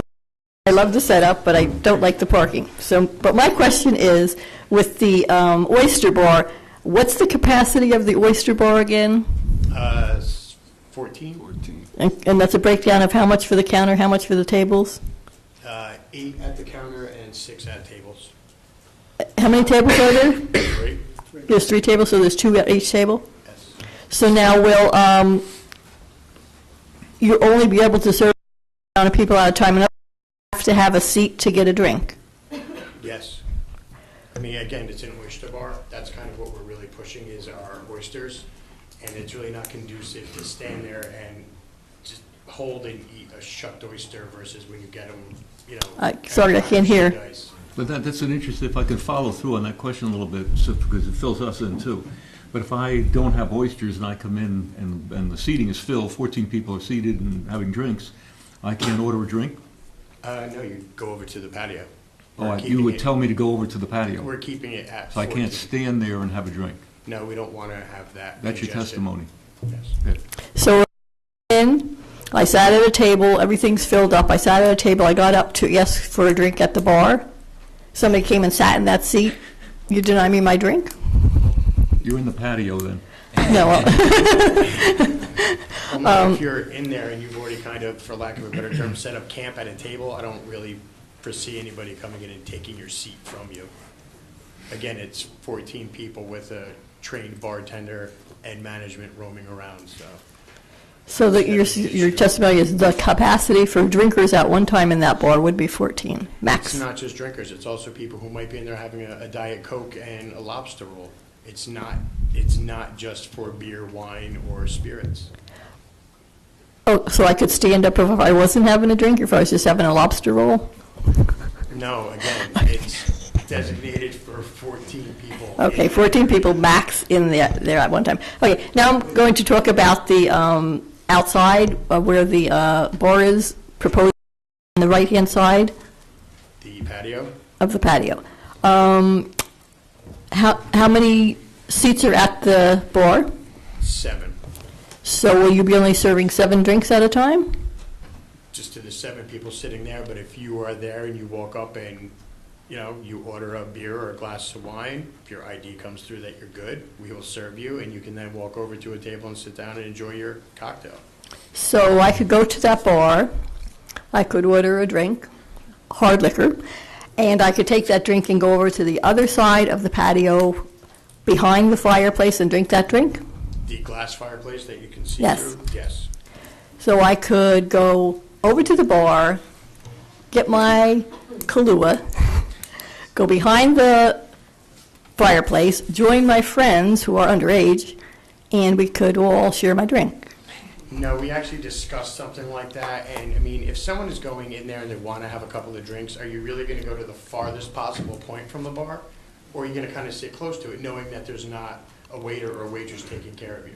That you physically have to get up and go to the bar every time you want to drink. Because again, we're not making it conducive for a bar drinking atmosphere.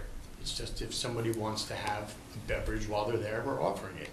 So again, if you do decide to try and go behind the glass fireplace that you can see through, we would also, the bartender would be trained to call myself, another manager, or security and say, hey, someone's kind of, going to the back corner that's a little shifty, and we're going to come over and keep an eye on things. So at that outdoor, anybody could walk up to the bar and get a drink. So there's really no maximum on the amount of people that can be drinking in that area. If someone is 21 years old and they can prove a valid ID, yes, they can buy a cocktail fitting into however many people are allotted to sit in there, which offhand, I don't know the exact number. So if, do you know the capacity of the seating out there and standing? Just said offhand, I don't know the exact number. So if I went with a bunch of friends, of 10 or 15 of my friends, I could just go and we can all get cocktails and kind of sit out there? Most of our tables are set up for 2, 4. I think our largest one holds 5. So at that point, if you're going to start rearranging things, again, it's going to be noticed, security, bartender, associates, management. Okay, so now I think of myself as a typical shopper for the ShopRite, and I'm also a senior citizen. And could you tell me a possible scenario where I might be stopping off at the Oyster Bar to have a drink for my shopping experience? I'm not going to put words in your mouth. Okay, I have no idea. so would a scenario be I came from work, I'm stopping off at the ShopRite, let me have a drink before I shop? Let me have a drink alone before I shop? Or another scenario might be, okay, I finished my shopping, let me have a drink alone before I go home. Usually when you're drinking at a party, you're drinking with friends, you're drinking at the airport because you have a long wait for the next plane. But drinking at the ShopRite. Now the other scenario, okay, so that might be not a non-destination for me because I'm shopping anyway. But the other scenario, I went with my spouse, and I did my shopping, and the spouse sat in the Oyster Bar. would that be a destination for my spouse? Or would he be enjoying the experience with me, shopping? Well, that's up to your spouse. Again, I don't know him. Maybe he doesn't like shopping and he says he's going to go watch, go sit out on the patio and watch a couple minutes of football and have a beer. I don't know. Thank you for your answers. Sure.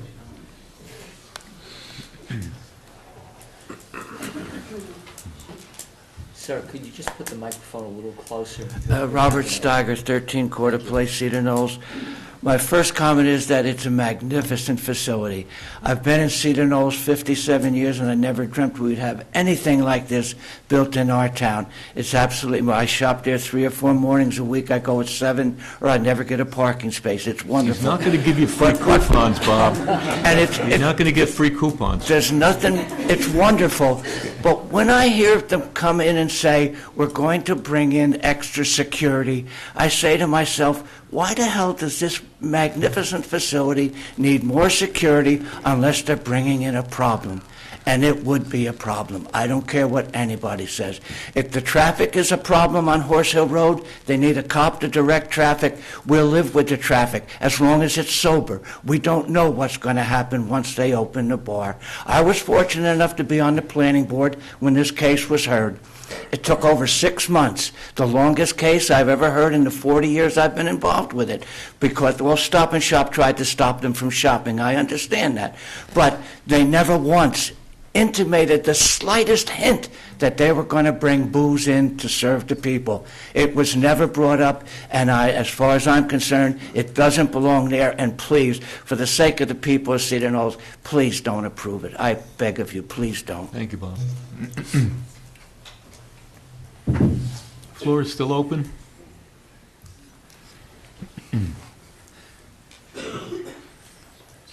Hi, William Ames, 6 Cove Lane, Whippany.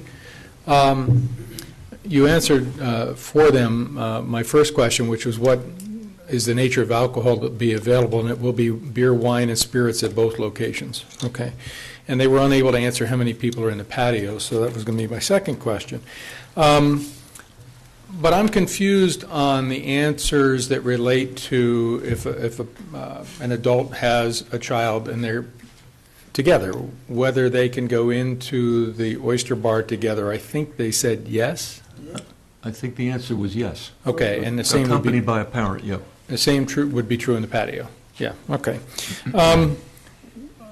Any plans for TVs or entertainment to be provided in either of these locations? In the oyster bar area, no. It's already set up and functioning. It is what it is. And same with the patio area. There's 3 or 4 TVs, and that's it. We're not doing anything else. Okay, so would you see the nature of what's in the patio bar becoming a sports bar kind of environment? Saturday afternoons or, Sunday football? I mean, our TVs play sports, news, weather, and food. We're not going to go out of our way to put, football all over the TVs and promote it as a sports bar, no. Okay. My primary concerns relate to the issue of traffic and the access. I mean, I just want to say that I commend the folks that have built this facility. I think it's a marvelous facility. I think it's very well run, beautiful store, much better condition than what had been in, at Route 202 and in Morris Plains before. But I think that my expectation is of a grocery store to be a grocery store. I understand the need and the competitiveness and the narrowness of the margin and all those things, and I really am sorry that you have to invest the kind of money that you do in attorneys and consultants and advisors to go through an application. It would be easier if we could somehow not require all that time and dollar per hour. Wish I were paid for every question I ask. But traffic is a concern. It has been, it is. The county traffic folks have talked about Hanover Avenue as a congestion area. We've seen that happen. It would seem to me that the draw would be for the lunchtime crowd from all the office buildings, and at the same time, if the after work crowd. And I know the Hanover Avenue is used particularly by the Morris Minutemen and the Cedar Knolls Rescue Squad as access and primary routes to Morristown Memorial Hospital. It concerns me about changing the mix of traffic there for the possible inebriation, and also the extra crowds in those two crush times. And the other aspect is the school buses that are used on those routes on a regular basis. Not during midday, generally, but at the end of the workday or in that time frame when we have sporting events and buses loaded with school kids. So I'm concerned about the traffic impact that we added by this. And then probably concern to the committee making a judgment on this process is this is a very competitive retail environment, grocery stores, very low margins. Obviously, each store does everything it can to differentiate itself and to draw a specialty crowd to their particular market and to encourage that clientele to return. And I understand all that. I've been a businessman myself, and I've worked with many, many others in chambers of commerce for years. But we stand the potential here of setting off a competition among our various grocery stores. Hanover is blessed to have a number of them and more coming. And the potential here for me is a concern that we would create a competitive environment that everybody try to bring in liquor to a grocery store. You know, here, Farmtastic, you know, Wegmans, you know, Whole Foods. And that's a concern to me. So I would just, I hate to be negative because I'm a pro and I understand the competitive market, but at the same time, I understand our community and I do have great concerns in those areas. So thank you for hearing me. Thank you, Bill. Appreciate that. Anyone else would like to be heard at this time? Hearing none? Okay, I'm just going to close that portion of the meeting. Are there any other comments from the Township Committee at this time? None? No. All right, given the hour, Counselor, I'm going to, unless there's any other comment from the committee, I'm going to recommend the continuance of this particular hearing. Give the Township Committee, will you be producing... Yes, sir. Yes, Mayor, sorry. Will you have any further testimony? Will you have any further experts at this point, or is this the, have you concluded your... We have concluded. Side of the case, yes. Okay. Well then, with the committee's approval, then I'm just going to recommend a continuance of the hearing to give the committee an opportunity to deliberate over all they've heard and to come up with their recommendations. I'll second that. Second that. Okay. We have a motion And a for second. continuation. So moved. Okay. All in favor? Aye. Okay. Want to set a date? 27th. 22nd of January is the next meeting day. 22nd of January, work, Counselor, for you? Hold on. Fred. I'm not sure I'm going to be at that Oh, Fred? meeting there. Can we go to the first meeting in February? Would that be all right? That'd be February 12th. The 12th? Lincoln's birthday. Does that work? Mr. Scriva, does February 12th work for you? Any date works for us. Great, that's good. February 12th? Okay. Okay, we have a motion then for the continuation of the public hearing on both applications for ShopRite till February the 12th at 8:30 p.m. So moved. Motion second. All in favor? Aye. So approved. Spectators. Ladies and gentlemen, we have to continue the meeting. All right, gentlemen, we have department reports. Mr. Administrator. Thank you, Mayor. We have the following reports. The report of the Township's Chief Municipal Finance Officer, serving as tax collector with his year-end report at December 31st, 2014. We also have the summary of budget revenues submitted by the Chief Municipal Finance Officer for the close of the year, December 31st, 2014. The Chief of Police has submitted his report of all activities conducted during the month of December by the Police Department. Township's Human Resource Specialist submitted her report on all activities during the month of December. And finally, we have the report of the Township's Property Maintenance Officer on all of her activities through December 22nd, 2014. We have resolutions, ladies and gentlemen, as a consent agenda. Items A through F. Are there any questions from members of the Township Committee on those consent agenda resolutions? We have a motion by Mr. Capola, seconded by Mr. Bruno. On roll call, Mr. Gallagher. Aye. Mr. Ferramasca. Mr. Bruno. Aye. Mr. Capola. And Mr. Francioli. Aye. There are no raffle applications this evening, ladies and gentlemen, for consideration. We have the payment of bills in the sum of $655,054.88. May we have a motion? We have a motion by Mr. Capola. Second. Second by Mr. Bruno. All in favor? Aye. So approved. Mr. Chairman, members of the Township Committee, that clears the agenda of the Business Administrator, Township Clerk, and I thank you. Wow. A lightning rod here? Yeah. Son of a gun. Very good.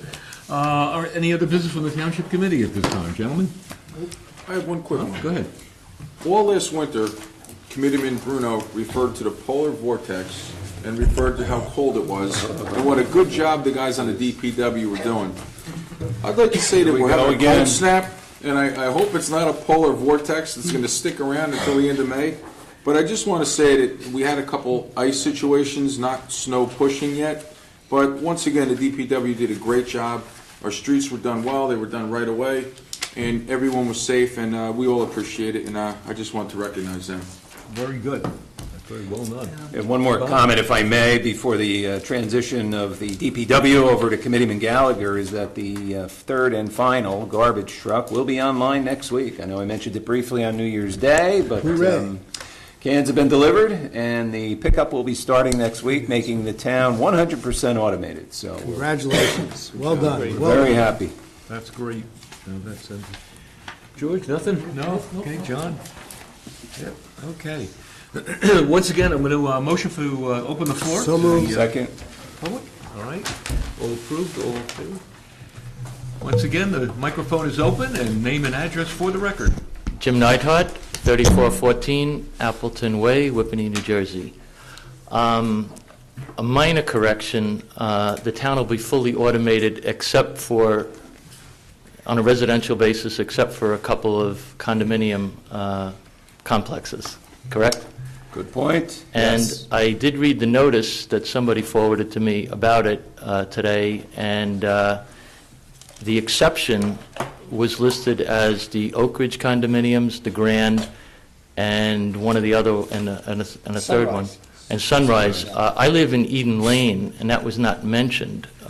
Is there a reason why that wasn't mentioned? Yes, Jim, from what I understand from the Superintendent of Public Works, Eden Lane will remain with dumpster pickup. So that will also be an exception to the automated. Yeah, well, the other three developments, Sunrise, Oak Ridge, will be automated later in the year. But from what I understand, Eden Lane will not be. Okay, because Eden Lane wasn't addressed in there as an exception to automated pickup. Yeah, So I just correct. wanted to confirm that it was staying with dumpster pickup. That's correct. Okay, great. I did share some of that information on our Eden Lane Facebook page, which a good majority of the people in our community read, and within 15 minutes, 20 or 30 people read it. And even though it doesn't affect them, they thought it was very positive, the fact that we're able to go, that the town was smart enough to investigate this ahead of most other people, and that when you're able to go from 2 pickups to 1 pickup in a week, and you can cut the drivers from 3 to 1, Yeah. and you can reduce injury costs, and then use those workers for other things within the town. That's a win-win. The comments, and these are from Eden Lane, condominium people, which generally aren't as engaged in what's going on. I do keep them very well informed, but the comments were very positive about both this particular incident and about how well the town is run. So just wanted to pass that on to you. Thank you. Thanks for the clarification. I think the system's working so well that the other towns are looking at it, and the county, I think, is looking at it as well. So, it's having a resoundingly good effect. Well, what happened? One more thing. Jim, go ahead. Having frequented a lot of your meetings here, as well as being on the Board of Adjustment and being in this room a lot on the other side of the podium there, I have noticed considerable problems with the speakers in here and the recording devices. When people speak into the microphones and they're given testimony, those microphones seem to be for recording purposes, which I understand is necessary. Mm-hmm. I don't know if they're also intended to provide amplification so that the people in the audience can hear better. Yeah, they should. It doesn't. It doesn't. It does not. So often, the people giving testimony, I mean, rightfully so, they're speaking to the people behind the podium. But this gentleman had a very light voice, and I'm sure other people And a lot of people do, Yeah. and they also don't speak close to the microphone, which is bad for the recordings. But because they're projecting in that direction, there's so many times where people in the audience are actually disturbing the proceedings because, what did they say? What did they say? What did they say? Yeah. So I would ask you, as you look at, some of the audio-visual upgrades, particularly in this room, that you also address the speaker system. We just installed a new amplifier for the main meeting room. Okay. But one of the problems, Jim, that we face, and when we do the transcripts, we have to, have a recording in writing. We find that one of the problems is people not speaking directly into the microphones. That seems to be the biggest problem, because we've had this overhauled already. We've had the amplifiers put in. We've had a couple of new microphones put in. Mm-hmm. It becomes a matter of balancing it. Balancing it. We Yeah. try to balance it every time. But then again, it's the way that people modulate and speak. Yeah, That's the big and I problem. understand that that's a concern related to the recordings. That's a concern. I'm talking about the other concern, that the folks in the audience can't really hear the people that are testifying. And, part of the reason for a public meeting is open records, and letting people hear what's going on. And it also, when they don't hear what's going on, they don't hear the full testimony, then they come up here and they ask questions that, they gave already. So if there any way to have the microphones that are at the front tables here for testimony able to feed the speaker systems in the room. Attention of our audio Well, people. we'll have to. It hasn't been happening. That hasn't been working. So if that is possible, or that could be improved, I think that would be We could bring that recommended. to the attention of our audio people that have just finished up this system. And how are these mics working, by the way? This one's working very well. This one seems to be doing okay, too. So that's good. Thank you. That's good. See, now that is good. I mean, when the making microphone... progress. Yeah. Hi, Judy Arati. That works good. Yeah, very good. 43 Locust Drive, Township. And I just want to make a statement that while I was on the Township Committee, Joe Giorgio continually, year after year, wanted to get those, they call them the one-arm garbage trucks. Yep. And I was very down because nobody in the surrounding area had those. And year after year, Joe insisted we get them. Then finally, we did get them, and they're just working out great. And it's a good thing that Joe persisted all those years. Judy, I started in 1995 with that. But you've finally proven that you were right. So given that, and also with the microphones and everything, I think the microphone system is very old. When you're doing your budget, could you consider investing in some new technology, like for the boards and for the township committee, overhead projectors, different speaker system, stuff like that?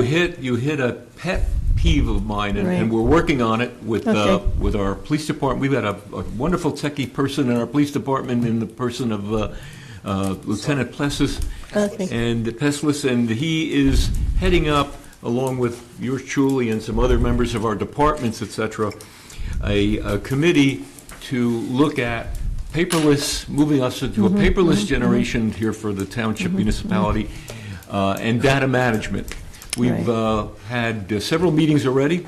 We met with one professional company already. Very impressed, by the way.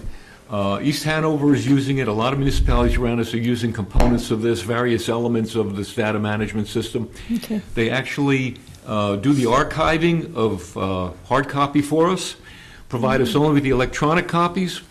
In turn, they also have a network system that when an application for anything comes in, boom, it goes out to everyone. There's a seamless connect. No one can claim that one department is hanging up over another department. Much of this, too much to talk about, but all good. And part of it, come budget time, we're going to discuss with the Township Committee about some of the hardware we're going to need.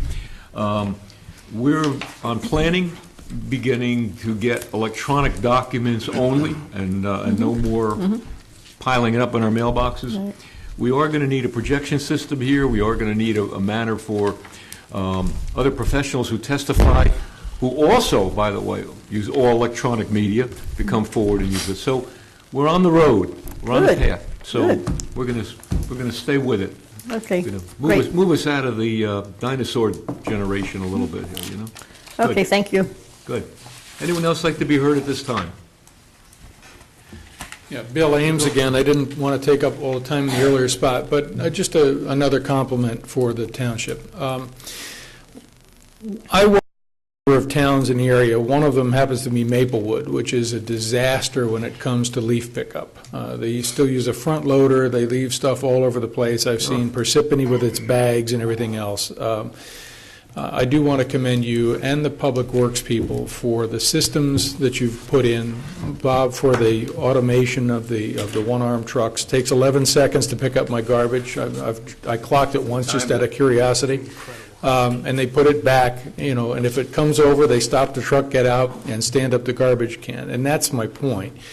The gentlemen that you have working for you and the ladies that work in these various service things put attention into what they're doing. I've seen situations where there's a can or a lid that blew off on their way back. They'll pick that up and put it back into place. One time, something went terribly wrong in dumping my garbage, and the garbage went in a whole bunch of places, and it was a little bit of a windy day. The guy in the truck stopped, went back, picked that stuff up, and then continued on his way. And I don't think there's another place where that would happen. So I just want to say thank you. Please commend those individuals. I try and write once or twice a year to do that, to say thanks. But they really do deserve credit because, they work in miserable conditions sometimes. Sometimes it's a nice warm day, it's beautiful to be outside, but a day like today is not one of those. So, I appreciate what they do. Thank you. Thanks, Bill. Great to hear, thank you. Thanks. Ron, can I make one comment on that? You sure can? Bill, you know what's interesting about the job that the men do and the equipment they use is I've been in a lot of garages in the years in business myself, and in the summertime, they work on all that equipment to prepare it for leaf season. Once that equipment is out, they spend the whole fall working on the plows and getting the plows ready. So behind the scenes, there's an incredible team getting all this equipment to run as well as it does. And you can go in any garage, in any DPW at any time, and the men are working on the next parts of equipment as well as maintaining the current ones. So like they say, it's like an onion. There's a lot of layers. It's very deep, and we have an incredible staff here. And thank you for saying that, because I think they do a great job also. Good. Very good. Floor is still open? Hi, Barbara Ames. I live the same place he does. Just a question. The property at the corner of Park Avenue and Whippany Road, I understand that church has closed now.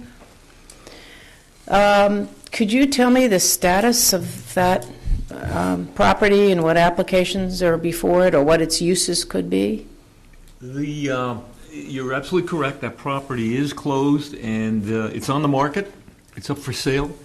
We've heard rumors of several known developers who are interested in the property, but we have no formal applications that have come forward. We've had a concept meeting with one particular developer who's interested in the property, but in keeping with that developer obviously does not want to build consistent with the R15 zoning, which that church property is. That church property is residential R15, all the houses in that area. And R15 means how large a lot? 15,000 square foot single-family homes. Which is about a third of an acre, or that's about a third of an acre? Approximately a quarter of an acre, yeah. Okay. And the church is in there in the residential zone right now because it's allowed in any zone. That property could be turned over to another church, which I understand is in contention for buying it. or it could go to another developer and be used for residential use.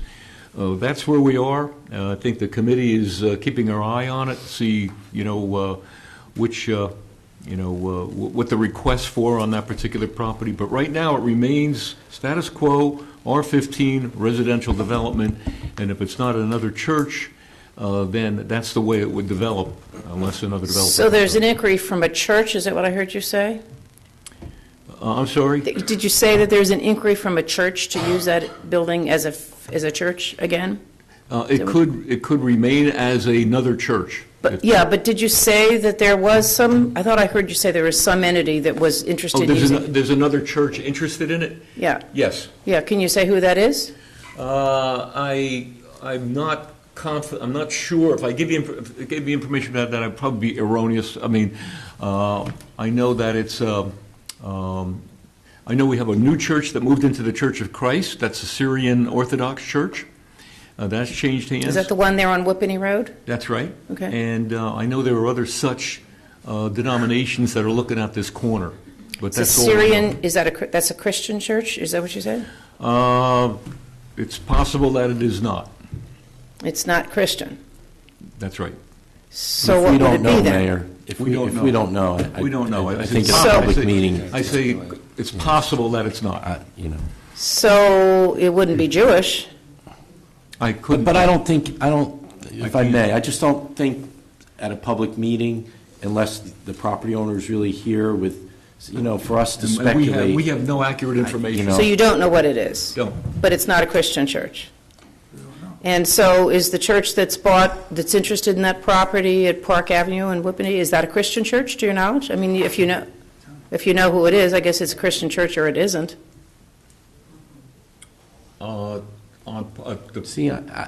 it a Jewish temple? I really just want to say that, believe it or not, there's just so many different rights that potential applicants and religious organizations have, that if there's a question like that, it's better that it doesn't.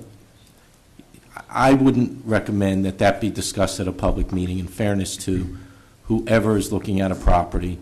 I mean, it's certainly if there's a question you want to ask, after the meeting or something like that, but to put it on the public record, I don't, unless that property owner's here and they have a contract, I don't think it's really good to speculate to something. Okay, but there is no contract, and it could be developed as a church or as residential, which is what it's zoned for. That's correct. Yeah. Okay, all right, thank you. That's correct. Just as a follow-up to her question, because we use Monroe Hall a lot, could we make a parking deck at Monroe Hall if it gets used for other purposes?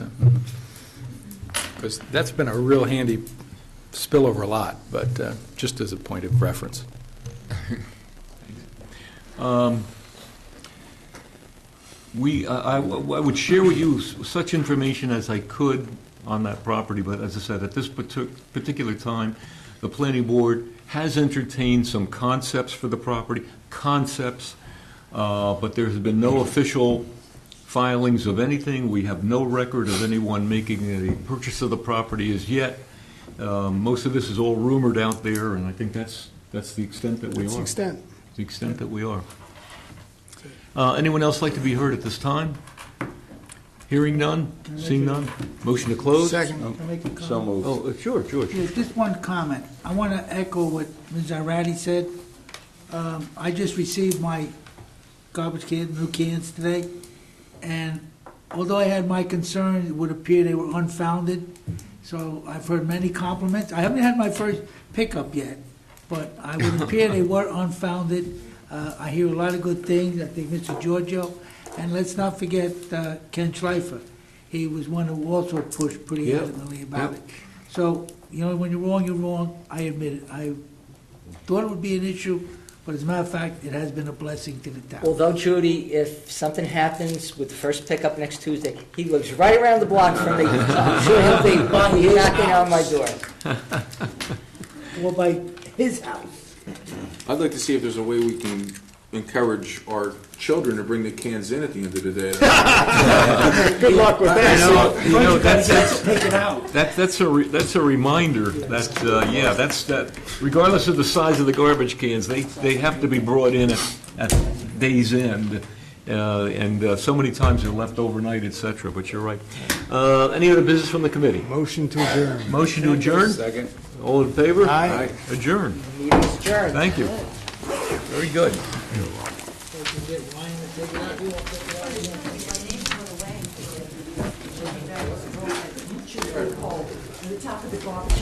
Really?